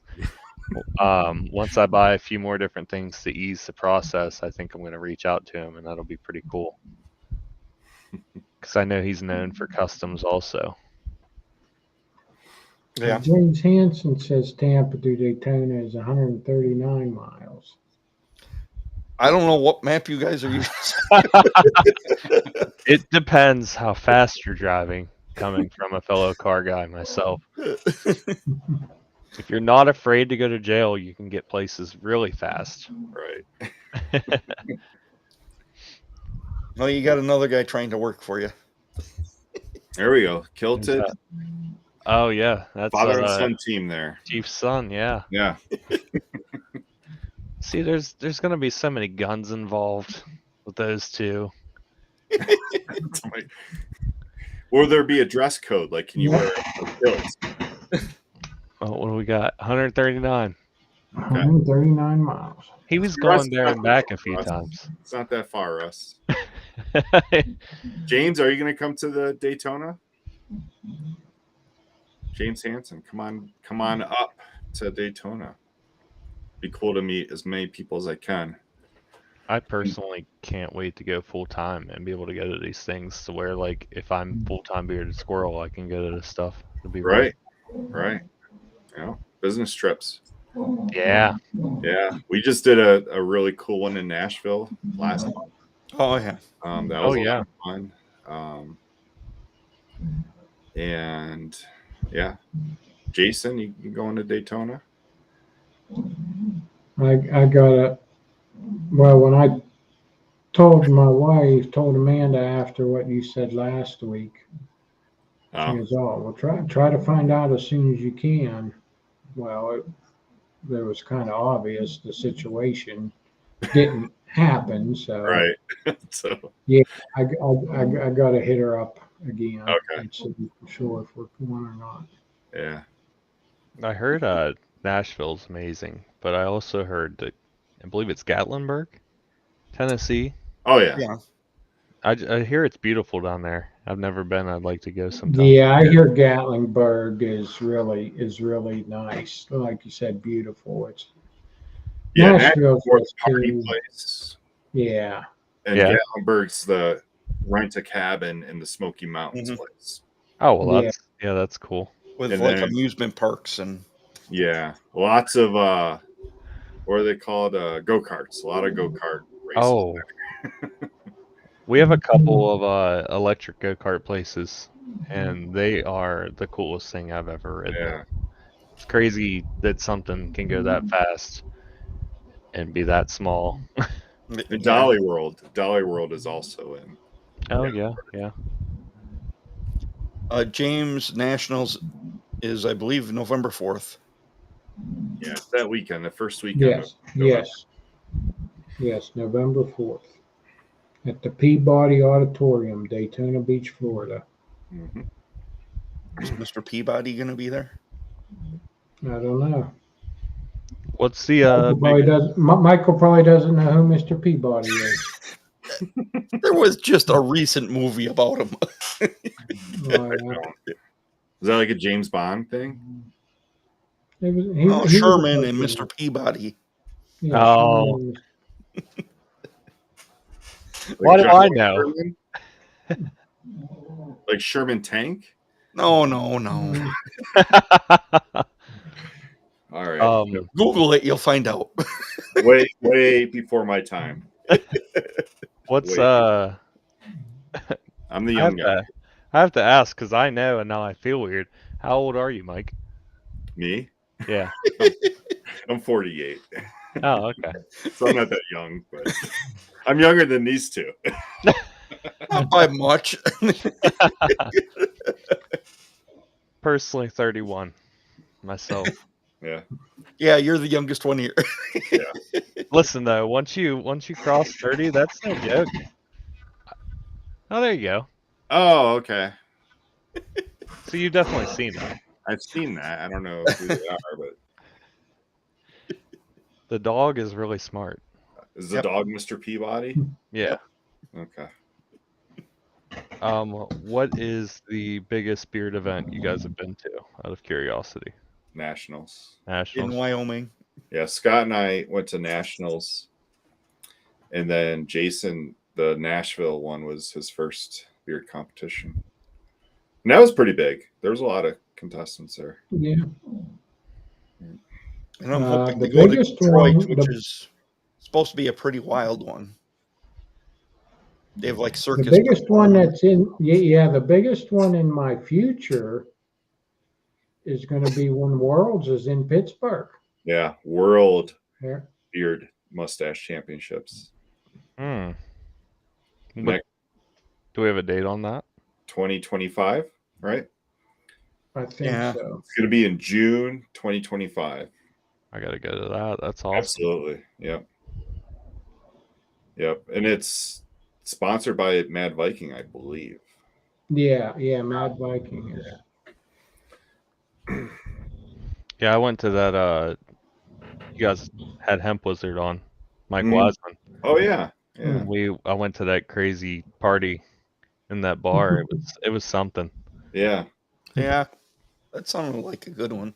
It was cool. It was a small little venue, but like, man, that place was packed and it was loud and it was just good. It was almost like a private concert. Bands were awesome. You got to meet them all. That's Chief right. said You won. Yeah, you won in the competition, didn't you? I did. Well, I got second. Yeah. I didn't win, sadly. Can't remember who beat me out. I think it was actually what's his name? Scooter. I think he was the one that. I can't remember what he does. I think he's in the Bearded Villains, maybe. Hmm. Yeah. So did you like set up a table for your? Me and there was a raffle table. They raffled a bunch of stuff off to the pet charity there, and then me and Hemp Wizard shared the other half. It was just on a pool table, and we put all our stuff on a pool table, and as people came by, I can't remember. I brought like 80 oils, and people would come by and they're smelling them and everything. And I had a lineup of samples out so people could try them if they wanted to, and then there were the sealed bottles they could buy. But yeah, it was a cool event. It was pretty crazy to like. This is my first time seeing a bunch of passionate beard people in one like place since I started everything, and I can't imagine it on a large scale, but I'm extremely excited to be involved in it one day. Oh, Yeah. there is a beard company in Utah. Bearded Funhouse. Oh, he's saying beard competitions. Oh, Yeah. Check out the beardcalendar.com. The last one I knew of was in May. There was one in like just south of Salt Lake City, and that was sponsored by the Utah Villains. But there's definitely comps there. I've seen a couple there. And if you do want to start your own and you have any questions, reach out to Taxi Phil. Yeah. true. Watch our episode where we had Taxi Phil on last week. Yeah. And because he said anybody wants to start a competition, reach out. He said we'll help you out, get you turned in the right direction, get you started. So It's pretty cool. Because I don't know how long you guys have been in the beard world, but like the amount of traction that I've noticed just in the last 2 years since being involved was insane. Like the beard products have picked up, and the amount of companies out there, and the drive from the beard community is a different force than I've ever seen. It's pretty awesome. yeah. And then like I've only been in the community a couple years, 2.5 years. I mean, I've always had a beard, but I always kept it short. And I decided to let it grow and got on YouTube searching stuff, and it just grew. just It's just like that. Yeah. Get a little bit of beard fuel in there, and Yep. yeah, I think this is the longest mine's ever been. I've always also been like trim it down to like, I don't know, an inch or so, and it was always just because I didn't use beard products. I didn't know that there was a way Yep. to prevent the itchiness and prevent the dry skin. I used to see a real Yeah. bad beard dandruff, and Oh, and mine used to go wild, it just, but then I learned about heat and blow dryers and all that stuff. So, and balms and butters, balms is the big one, but we got to bring the balms back. yep. Oh, we might have to bring the balms back for the scent. Yeah. For Oh the yeah, Mike. respectful squirrel. Yeah. Yeah, it'll be a good test run for you. Does everybody here balm or butter? I use both. Both. Yeah. I've been using both, not every day, but I do. I don't use both at the same time like Mike does. He'll use both at the same time. Some days I use butter, some days I use balm. Now I will say one thing, I'll put a little plug in for another company, but Honest Amish. When I was in Nashville, I got Aaron Johnson was there. They sponsored the comp, and I bought a bar soap, and I bought the pure beard balm, and it's not. They had an extra hold one too. I got the regular one, and it's real nice and creamy. I mean, it almost feels like a beard butter, but Yeah. it's unscented. So and I know Mike doesn't like this. I'm going to get a little bit of hate, but I kind of like unscented butters and stuff because you can buy the oil and use an unscented butter. Now, I know it ain't the same, and if you use a scented butter, the scent's going to be better and stronger and maybe last longer. But anyway, yeah, I just put a few drops of the oil in it and rub it together. But I think when I run out of that, I think I'm going to get the extra hold one, because when you add them 3-4 drops of oil, it thins it out. So I think the extra hold one I might get next time. But yeah, so I've been using that a lot. It works good and it feels good. I mean, Honest Amish is like the best big chain store product out there, I think. I mean, there's all kind of stuff out there like Cremo and that shit you can buy at Walmart, but Honest Amish is legit. Them other companies aren't. I agree. They're a good starter. So, yeah. I actually had a guy at work try one of my products, and he's like, "Oh, I see this stuff all the time at Walmart. I'm going to go pick some up." And I was like, I was like, "You don't even have to buy mine. Just buy something online from a reputable company. Right. Don't buy Cremo or whatever they call it. Yeah. Mm-hmm. Just don't do it." Yeah. Yeah, because Cremo, those Walmart brands, they don't use Borage. Like, Yeah. I saw Bath and Body started a beard oil, and you can't pronounce half of it. And yeah, even Mary Kay has beard oil now. Ulta. Oprah? Ulta. No, Ulta. Ulta, the women's fit store. Yeah, they're huge in the cosmetic world. L'Oreal. Well, my wife drugged me into an Ulta one day because she had to return some stuff and she wanted to get some more stuff. They had beard oil. Now the label was too damn small. I even took a picture of it with my phone and tried to blow it up, and I still couldn't read the goddamn thing. But looked like they had some decent oils in it. And then I think it was, I forget who it was. It might have been Johnny Grooms. Somebody had a picture. It's like a tin can. It's like a little wee tin can, rectangular tin can. And yeah, somebody had posted a picture of it a while back, and I said, "Hey, I seen that shit. That shit's at Alta."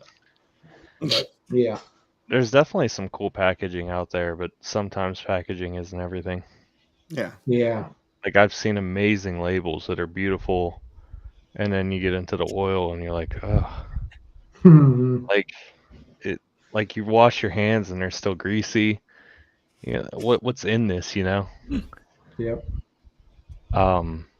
So just a real quick from each of you, balm or butter, if you were to pick one for the scent.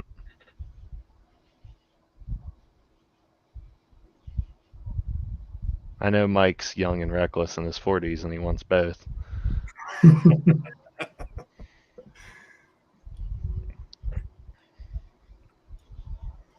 I think I'd go balm on this occasion. Yeah. Yeah, And I could Bearded make Funhouse. I forget what that was. I could do the unscented butter, geez, butter for you, Jason. Well, no, I'll do. I mean, Yeah, I want to if try you it all. do, Yeah, I want if to. you do this in a scent, you know, you do our scent. I'll take the scented balm. Awesome. Apparently all my paper that was on my desk has left the planet. Stu, I did try the mushroom coffee. I'm not a big fan. Oh. It's I think it's good for you. Like I do feel like it has a lot of good properties for you. But like I can't just drink it alone. I have to put it in my coffee. Or or just down it real quick. You got to try Four Sigmatic. I want to. I do want to try that. But I have a lot of this mushroom stuff to go through first. Rise.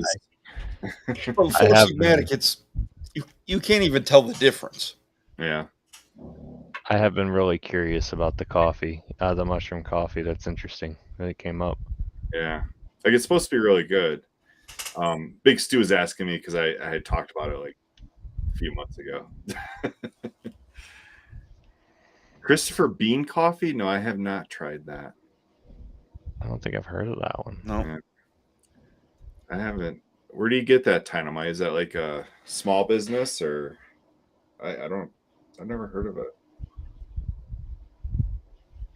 I had posted a link to my coffee show. That's why I think it's coming up now. So Yeah, this was it.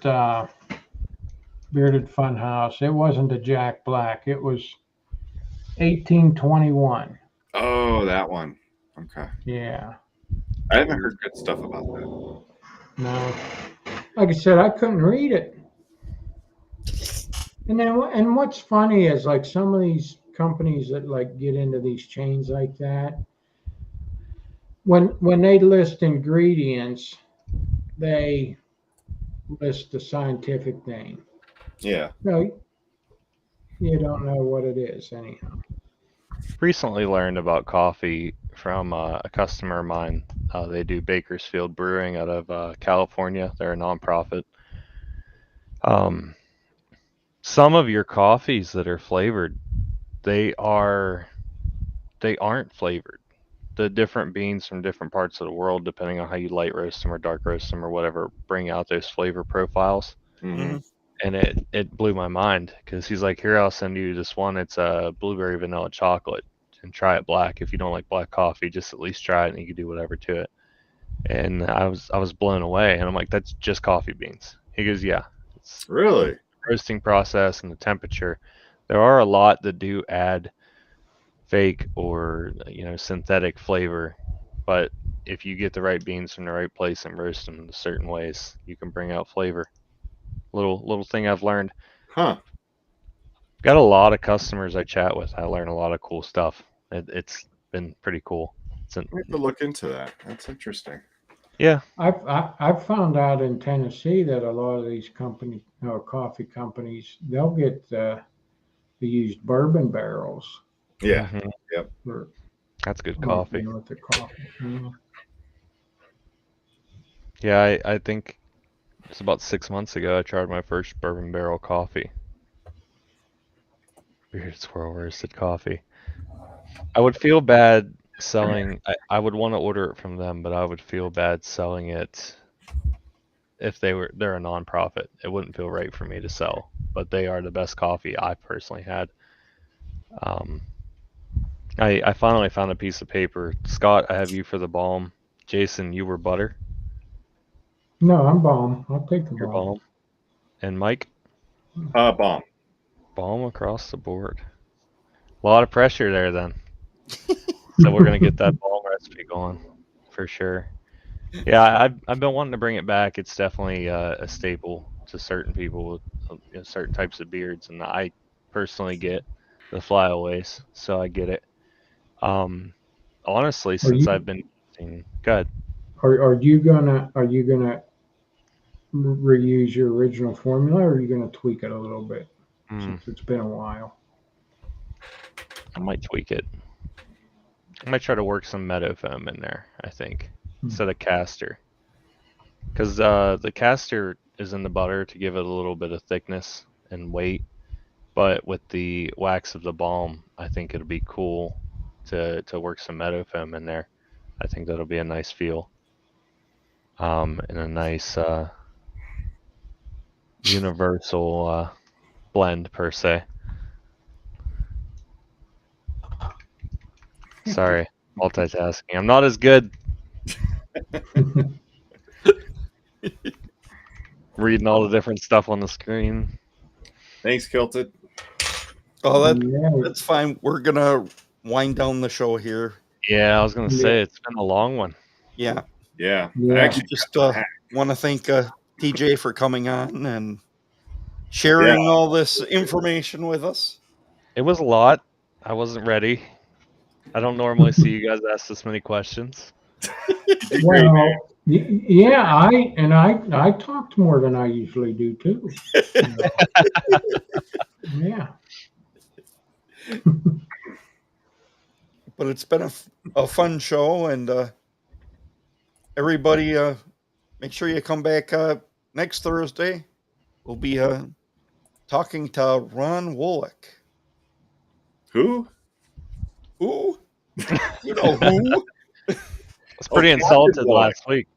Captain Wolick. Well, oh yeah, I forgot. Captain Wolick. Yes. He makes Last beards Interesting. the hard Last way. week, last week you guys got to the end of the show and you guys were like, "Who's on next week?" And I was like, "Me." I'm on. And nobody remembered. I was like, "Oh, the squirrel." The squirrel's No, sad. it's not like that. But All right. No, I know. and- It's definitely crazy. you get to the end of the show, all of a sudden you're like, "Who's on that?"